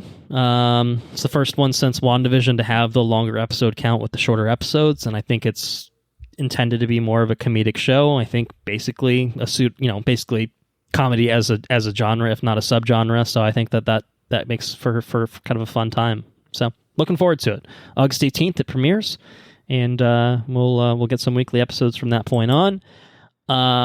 So we got one other trailer that was officially released. Do we want to talk about that now and then summarize the rest of everything that went down, or how do you guys want to deal with it? They technically closed the show with Black Panther, but I think we can talk about the trailer if you guys want. I think we should ask the Black Panther. I think we should ask the Black Panther himself. It's up to the Black Panther himself. Sitting right You're here. asking the Black Panther himself? Well, I would say, does it belong in phase 4, 5, or 6? It's phase 4. It's the close of phase 4. Then we should talk about it in phase 4. All right, well, that's where we're at. We're at the end of phase 4 after She-Hulk. So we'll talk about it now. We got our, I guess, is it technically, it's an official teaser for Black Panther, Wakanda Forever. Holy You want to talk shit. about how to make a fucking trailer? This is the example. How you make a this trailer. is what you show. This is what you show anyone who thinks I mean, goddamn, I know I already said it basically, but like the quality gulf between Marvel at their finest and DC, like just, I mean, I guess the Batman is like the finest, but like it's astounding. But Batman's fucking good this shit. is like top tier, and just from the trailer, I'm just like I'm from the teaser. It's not even trailers. It's a teaser. I'm getting emotional watching this shit, and obviously there's a lot of real life circumstances that are swept up into the story and into how this teaser is being told, but like it's still really effective, Trailer's fucking good. Like it could have felt like a movie that didn't need to really exist good. because of the real life circumstances, but instead it feels like, oh no, we embraced that and we're leaning into that I heavily. watched this in the line of Iron Gwazi at Busch Gardens on my phone. Yeah. During a firework presentation, and I could barely hear it, and I was still slack-jawed. Like it just, I can't believe this is the teaser. It's not even trailer. Right. It's a teaser that we received for this show. The implications for like what it represents for like the larger MCU. You have, I guess, Namor coming in here, and he's like, Submariner. Fucking Namor. You got Namor, and he's not like whenever they talked about bringing Namor in, I thought about like the Deep. You know what I'm saying? Like, I don't like. What are they going to do with this fucking guy? All right. You know, and you know, maybe a lot of people are upset with that comment, but I have been shown a new light just by a little bit of a teaser. You know what I mean? Like, it just and like the Deep's supposed to be a joke, right? Like the Deep is a joke character, and they play it really well. And I think the actor, I forget his name, like does it really well. But this is the real deal. This is Namor, possibly the first mutant. You know, we can argue about that, but like, this is big time. Well, and I big think time. The thing is, like, Aquaman was always the butt of the same kind of jokes too, of like, oh, he talks to fish. This guy's fucking useless as shit, or he fucks fish. I don't know. You know, ask Peacemaker, or octopi. Ask Peacemaker about that. But, octopi. But you know, with Aquaman in the film verse, they're like, we're not going to make him some, you know, blonde-haired white guy who's kind of goofy, like nah, man, like he's fucking badass, he's tatted up, he's Khal Drogo, like no one's going to make fun of this dude because he talks to fish. And with Namor, this dude's still rocking a fucking Speedo. He's got fucking ankle wings. Like, it's fucking Namor, but he still looks badass. Like, you know what I mean? Like, how do they pull it off? How do they do that? I don't know. Like, there's so many things about this trailer. I think on the Namor, it's cool because like Atlantis is a particular place in mythology and in the comics and everything, but then they like change it up a little bit. So he's not like I think he's not like truly Atlantean in this. I think it's this. He's supposed to be from like a ancient Aztec. Yeah, right, exactly. Legend. Yep. Yeah, which is really cool because like you bring in you can tell by like just the the costume alone. Yeah. Right. Costume and that's the way to like obvious with how they're presenting it. Yeah. And that's a way to bring like real mythology into it. And like, you know, most of I think if not all of the actors like from there are from Mexico or like Mexican descent. So like, it's just really cool to like add that whole other element. But definitely, you know, the first time you see him, he's not to cut you off, but the first time you see him, he's like descending upon his throne in the water, just underwater. Yeah. I'm like, this is some James Cameron shit right here. Like James Cameron was like, right? James Cameron's like, I should have gotten this in my movie with the water-faring blue people. Although he's not blue. And they're like riding on a whale and stuff. So that's cool. But it looks awesome because it's that juxtaposed with the technical marvels that we've already seen in Wakanda, and we'll see more of in this one. I mean, obviously, it's all of this is operating with the question mark of. What the hell are they doing with this movie? Who is the Black Panther other than Andrew? Who is the Black Panther without Chadwick Boseman here to be T'Challa? And I think the answer that we're getting so far is, well, obviously we knew they weren't recasting, but it doesn't seem they're doing any multiverse shenanigans here either. It very much seems to be a vacuum, right? And there's a void of. Something is happening with T'Challa. We see like kind of the mural almost. So I think we can expect T'Challa to also pass away within the context of this film, and that to be very much a pervading theme of who fills those shoes, if anyone. Like who could fill those shoes? So we do see a Panther suit of some sorts in the very final shot of the teaser. So obviously we see the mother coming before the UN and you see her like professing like her superiority across the world, like I'm one of the most advanced civilizations, and here we are doing X, and Y, I've lost and Z, my whole family. Fucking man. Angela Bassett, she's great. I mean, one line in this trailer just like slays it. Like, I swear, I'm just getting emotional, just like. Even thinking about it, like I get more emotional watching it. To be goosebumps every time. Fucking goosebumps. This just feels like next level shit. Leave it to Ryan Coogler, man. And I feel like this is what we needed though, because I'm not gonna lie, like, you know, if Kevin Feige is listening, you can edit this out. I'm just kind of like, where are we going? What are we doing? I was all on board with like the different adventures, but I just ultimately wasn't like fully satisfied with what I wanted from Thor. Ultimately, wasn't really satisfied with Doctor Strange. Phase 4's been kind of uneven and right, unfocused in terms of the central goal.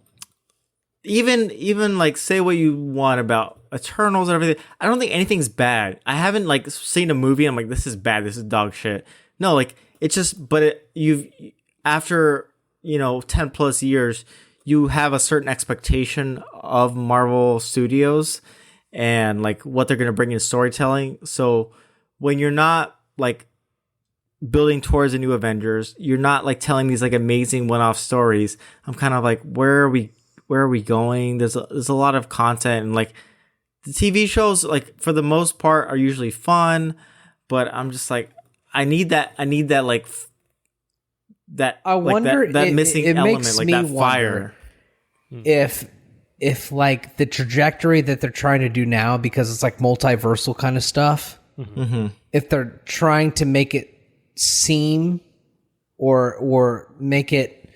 They're trying to give the impression that these things are kind of like spread out on their own, and then and then they're going to come together in a big way to where you can review what you've watched over the past couple, over the fast phase or whatever, to where you can pull like little intricacies from each of these things that seem like they've been independent in a large way, but tie it together with one core villain. You know what I mean? So it makes it like, yeah. That's how it was, I think, in the early days of the MCU as well, where it was very much distinct adventures with, maybe a post-credits might, set up like, oh shit, Thor's hammer is out there. What's going on with that? But it really wasn't until the Avengers films where it was just like, oh yeah, they're coming back together for a reason. Like now we're going, Then we were kind of in the middle of like, well, everyone's just kind of fucking off doing their own thing for a bit now, and then we're getting new characters. We got Shang-Chi hanging out. We got the Eternals. Right. So, and yeah, so I didn't need the like, oh, everyone's fighting Kang right now, like piece, which I hope that's what it leads to. But I'm just like, we'll see. If we're gonna do these like one-off stories, and like I need them to just like converge in some way. Either converge or just like fulfill expectations that you have set on based on the previous movies and stuff. So I think Black Panther, one of the biggest ones is like the Eternals is like got a giant. We have now a giant being coming out of the ocean. No one's mentioned it. No one's mentioned it at all. We're not worried about that. Don't worry about it. No big deal. Don't worry about it. It's just a celestial head. Turned to stone. Don't worry about it. But and why don't we hear about that? Like surely it's going to come together at some point. Feels like that should have some ecological consequences. It kind of seems like a big deal. Yeah, but I'll say like if this is just a good trailer and this movie is not good, I don't know what I'll do. I feel like Namor is probably pissed that there's a giant being coming out of the ocean floor. That's probably not okay. That's probably not okay. Maybe this is the movie where they circle back to that and they think, hey man, that thing fucked with my civilization. I'm gonna fuck you up now. I don't know what you had anything to do with that, but I'm going to fuck you up because of it. If anybody would have something to say about it should be him. Fucking Namor, yeah. You'd think. But I say, this movie's got a lot of weight on its shoulders from multiple reasons. But if anyone can deliver, it's going to be Ryan Coogler and company. So I just have to put my faith and go see it. Yeah. But in Feige we trust. November 11th. If this movie isn't good, I don't know what I'm going to do with myself. I'm going to be distraught. All right. So that's Black Panther Wakanda Forever, November 11th. Concluding Phase 4. Are you ready to talk about Phase 5? Oh, yeah. All right. Let's go in sequence. The entirety of Phase 5, at least as we currently know, has been unveiled. Some things we knew about, some things we did not. So to kick off Phase 5, we will be getting, in February of 2023, Ant-Man and the Wasp: Quantumania. which will This is a big Kang thing. which will be the return / the debut of Kang the Conqueror himself, with Jonathan Majors back as Kang. So there was some footage screened in Hall H, revealing that Bill Murray's in it. Kang is in it. MODOK is maybe in it as well. Sounds like. Basically, wouldn't you know it? Everyone gets stuck in the quantum realm again. It basically seems to be the story, and so there's a big quantum adventure that proceeds with Scott, Hope, Cassie, the recast Cassie, Catherine Newton coming in as Cassie Lang, and Hank and Janet. So it's a big old quantum mania adventure with Kang. Kang probably fucking shit up would be my guess. So I'm excited about this. It feels like a step up in scale for an Ant-Man film. You know, they feel like they've always kind of been kind of low stakes, kind of fun side diversions with Paul Rudd as goddamn treasure, obviously. So, but I'm excited to see them maybe do something a little bit more intense. And if this is kicking off maybe Phase 5, then maybe it kicks it off with a bang. You know, setting up Kang as a threat that you don't want to fuck around with, maybe. So, any thoughts on Ant-Man and the Wasp, Quantumania? Same as you. Yeah. Okay. Jonathan Majors Kang sold it for me. Yeah. If once you told me that, I'm like, boom, done. I don't even need a trailer. Just as long as Jonathan Majors is playing Kang in it, that's it. I'm good. Cool. Following that, on Disney Plus, we'll be getting a series of Secret Invasion, with Covey Smulders back as Maria Hill, alongside Sam Jackson as Fury, Ben Mendelsohn as Talos, Don Cheadle as Rhodey, and Martin Freeman as Everett Ross. So we'll get some newcomers to the MCU: Kingsley Ben-Adir, Olivia Colman, and Amelia Clark. And the overall vibe is described as paranoia and foreboding. And so I think me thinks that some heroes are not who we think they were, or something like that. So Secret Invasion, some Skrulls doing some shady shit, and I'm excited. I'm excited to see just the description they have in terms of the vibe. Seems like it's going to be a fun kind of event, kind of series. It seems like so I'm excited to see what they have in store with this Secret Invasion. Any thoughts on that? Spring 2023. We're building to something. It seems like. Yeah. I just hope it's like actually a big thing, because Secret Invasion is a big deal in the comics, and it's like, oh, you don't know if Captain America's actually Captain America or if he's a Skrull. So I kind of hope that they like do some big reveals and not like, oh, do you remember like that like person in the background of like that movie? They're a Skrull. And you're like, okay, cool. You know what they could do? Is they could have obviously some big reveals within the series itself, but by the nature of it, they could set something up where a character gets replaced in the events of the series, and then come the end of Phase 5, do it going forward too. That's cool. It's like, oh shit, 3 years later, like, oh fuck, this whole character has been a Skrull the entire time. Beyond. Yeah, it could be cool. So this is my pitch. The whole Don Cheadle character is a Skrull. no one notices. You don't look. The real one is Terrence Howard. Terrence Howard is the real War Machine, and everything after that is just a Skrull. So they just didn't get the makeup right. They just think, oh, and fucking the Hulk is a Skrull too. Let's just go with that. Oh Jesus! Edward Norton's coming back as the real Hulk. Oh my gosh! Flip it on. That one seems a little bit harder to do. So I'm just gonna stick with the Rhodey. Rhodey's a Skrull. All right, I like it. I like it. Guardians of the Galaxy, Volume 3, May 5th, 2023. James Gunn appeared on stage with Chris Pratt, Karen Gillan, Pom Klementieff, Sean Gunn, and Guardians newcomers Will Poulter, A.K.A. Adam Warlock, and Maria Bakalova. And this is Borat's daughter, for those that don't know the name. Announced as playing Cosmo the Space Dog. Fuck yeah. and the villain was also there in person. Chukwudi Iwuji from Peacemaker is playing the High Evolutionary, the villain of the film, and he showed up in costume, in character, and That's wild. There's some potato footage of this that came out that you can get a look at Adam Warlock. He's gold.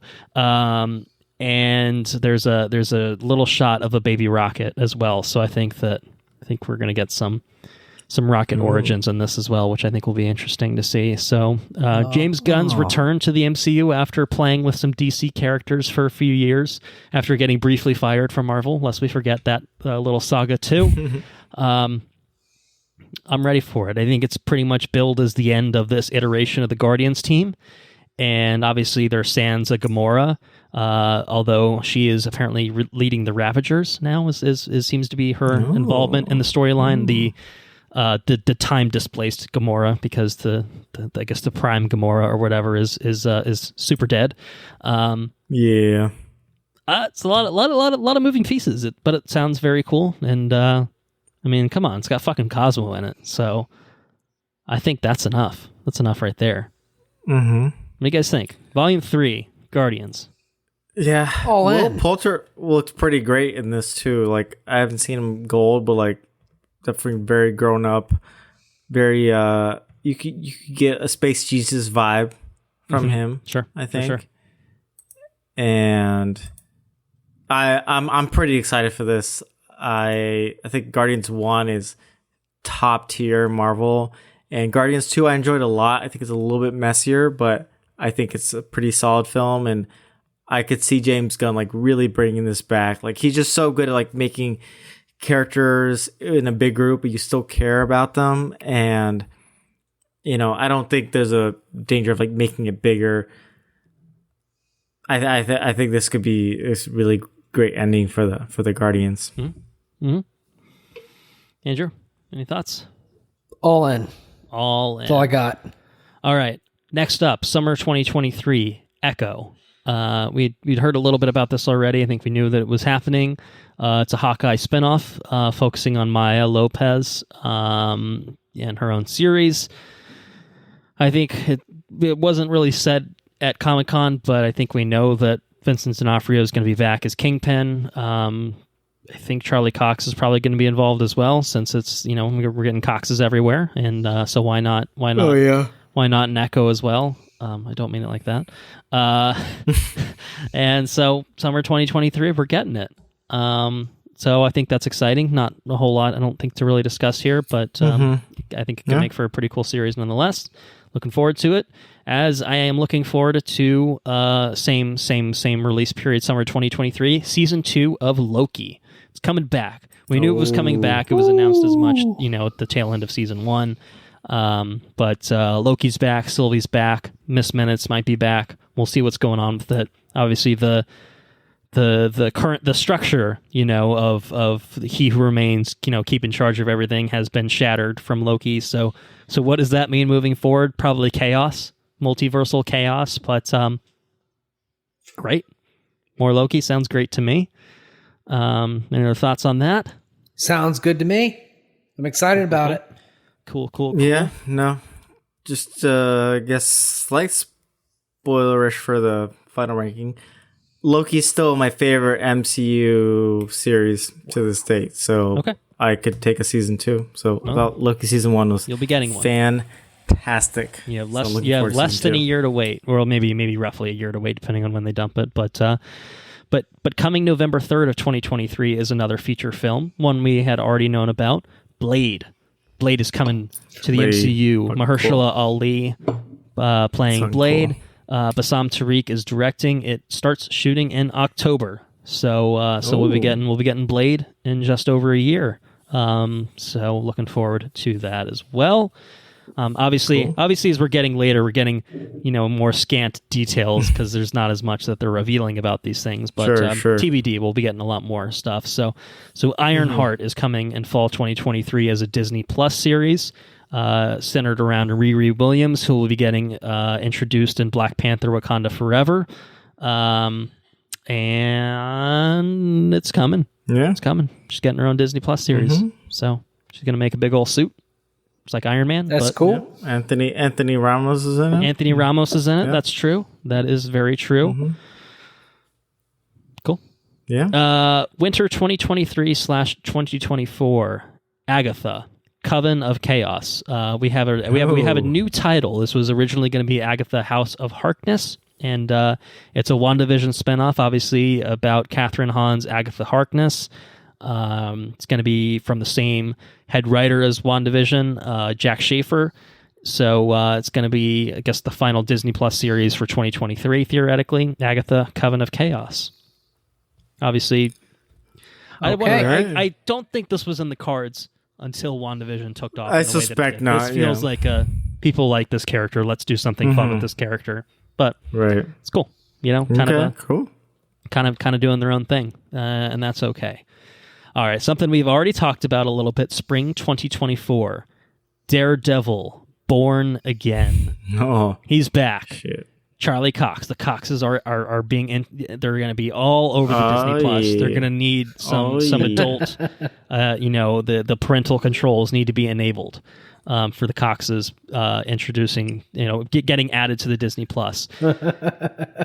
18 episodes of Daredevil, Born Again. That's massive. Totally fucking insane. That's a lot of Cox. Also back along with the Cox is Vincent D'Onofrio as Kingpin. Oh yeah. I mean, 18 fucking episodes is unreal. I mean, that shit's insane. Like 6 is like the what are they doing? For, like these sorts of things. What are they doing? So I don't know. If they're announcing it as 18 episodes, that to me says they know what they want to do with that. That's not just like a random pick a number, kind of thing. So I don't know.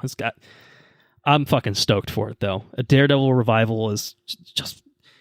I'm very glad that Kevin Feige and company have recognized that although not all of the Netflix stuff was a rousing success, Daredevil, and particularly the casting of Charlie Cox, was a stroke of genius. And I think that if they'd gone in any other direction in reviving Daredevil as a character within the MCU, I think it would have been a disappointing direction. This is the very exciting direction of embracing it and saying, all right, let's make more of it. And I don't know that this is going to, strictly speaking, be like a season 4 or a season 5 kind of deal for the Daredevil show.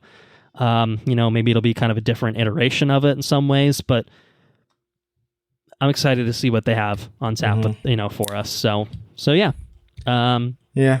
Winding down. They have some big shoes to fill, I'll say, because Netflix's Daredevil is really fucking good. Three quality seasons. 3 solid seasons of really good TV. And grueling, hard, dark television. So I think put some warning on that Disney Plus, because you got to make it a little bit gritty. Fucking you're channeling Frank Miller's Born Again. It's got to be a little gritty. Yeah, I assume some of it will be titled, in name only kind of deal, because there's some There's some but shit. It's got to live up to its name. Yeah.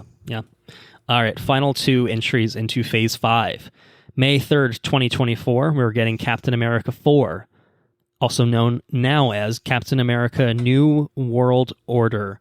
Sam Wilson. What's it mean? Sam Wilson is now Captain America, and we're going to be seeing him as Captain America in 2024. There you go. That's what you get. That's all you get. That's it. That's all you get. Cool. But I like it. It's a cool title. What does it mean? We'll find out. We'll find out eventually. We'll probably find out a little bit before it comes out, but we don't know for a little while. So, capping out Phase 5. No, it's not an Avengers film. It is Thunderbolts. Team-up film about a bunch of anti-heroes. And July 2024 is when it'll be out, and we don't know much beyond that. Kevin Feige said they'll talk about who's going to be on the team some other day, but there's a lot of kind of ducks in the, there's a lot of kind of balls in the air, I guess, in terms of who could be on this. I feel like U.S. Agent was a really obvious setup from Falcon and the Winter Soldier. You got Zemo out there, Yelena, Taskmaster even, so. Sure. So who knows? Who knows how they go, but I don't know. But cool. Probably no Thunderbolt Ross, I guess. Probably not, but maybe they'll be named in his honor. I could see that being the case, perhaps. So, Red Hulk. Maybe Red Hulk, just fully CG character. It doesn't matter. You don't actually need to have him be human at all. Yeah. Okay, that is Phase 5. Phase 6. We did not get the complete. Christ Almighty. Did not get the complete entries for going. Phase 6. We only got 3. We got the beginning of Phase 6. Because the fucking X-Men are coming. And we got the end of Phase 6. So Phase 6 will begin with the Fantastic Four, which is currently still directorless, currently still castless, but will come out November 8th of 2024. And so we'll see what happens with that. Maybe we'll hear more about it. Maybe we won't, for a little while. I think it's Krasinski and Krasinski. Could be him. I agree. Krasinski starring himself. Krasinski starring and Krasinski directing. I don't think we've had any alternate timelines of other people played by other people, have we? They're all played by their people that they're... Well, I mean, Spider-Man. Well, besides... Okay, well, yeah, Spider-Man, I guess.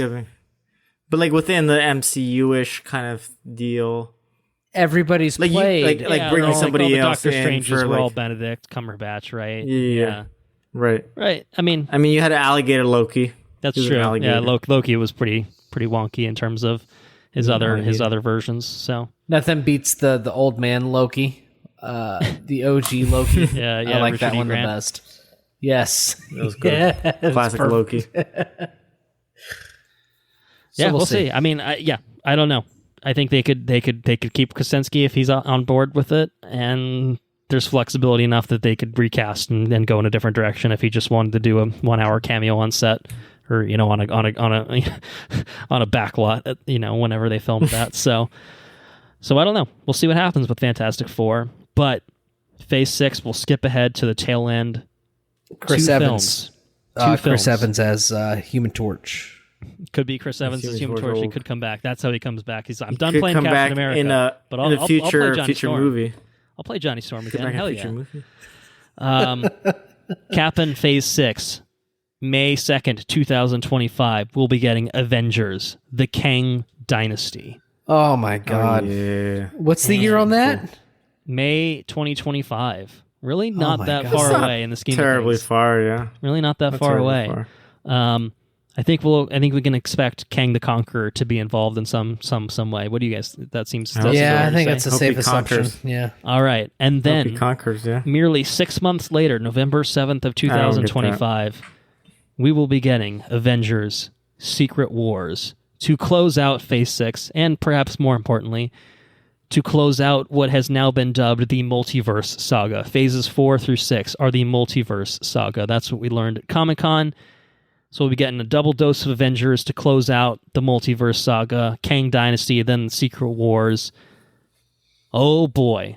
Got a lot of things to look forward to. Just titles right now, but honestly, just watching videos of Kevin Feige being like, yeah, we're doing this fucking shit, and then we're doing that shit, and then 2 years from now, we'll be doing that shit. Everyone loses their fucking minds, myself included. I'm like, yes, Mr. Feige. So the way he does it, we're doing this, and then we're doing that, and then we're doing this way out here. He does kind of do it in like a cheeky kind of manner. He's just like, yeah, we'll just do another Avengers movie. Yeah, I just decided right now. And Secret Wars. He's a little. He tries to be a little bit of a showman, but he's like a nerdy showman. It's very endearing. But that's pretty much it. The only thing we've learned since Comic-Con was that Destin Daniel Cretton, who directed Shang-Chi and the Legend of the Ten Rings, is going to be directing Avengers: The Kang Dynasty, but not Secret Wars. And we do know that the Russo brothers will not be returning to direct Secret Wars. So that's what we've learned in terms of the future. Well, as of now, they're not doing it. Apparently, they're making a bunch of Gray Man sequels and spinoffs and shit. So that's not a joke. But Netflix money. Netflix money. You say WB tightening up the coin purses. Netflix is like, I'd like to spend some money. I think I'll open my wallet.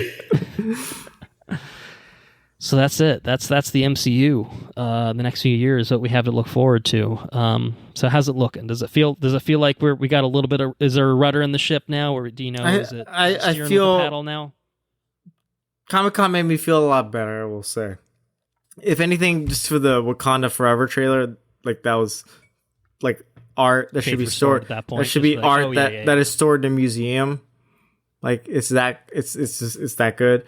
But you know, you can see like, all right, Kang somehow fitting in this Secret Wars, incursions, multiverses, like shit's just gonna get crazy. You can see it coming together, right? So like you can get a little bit of sense.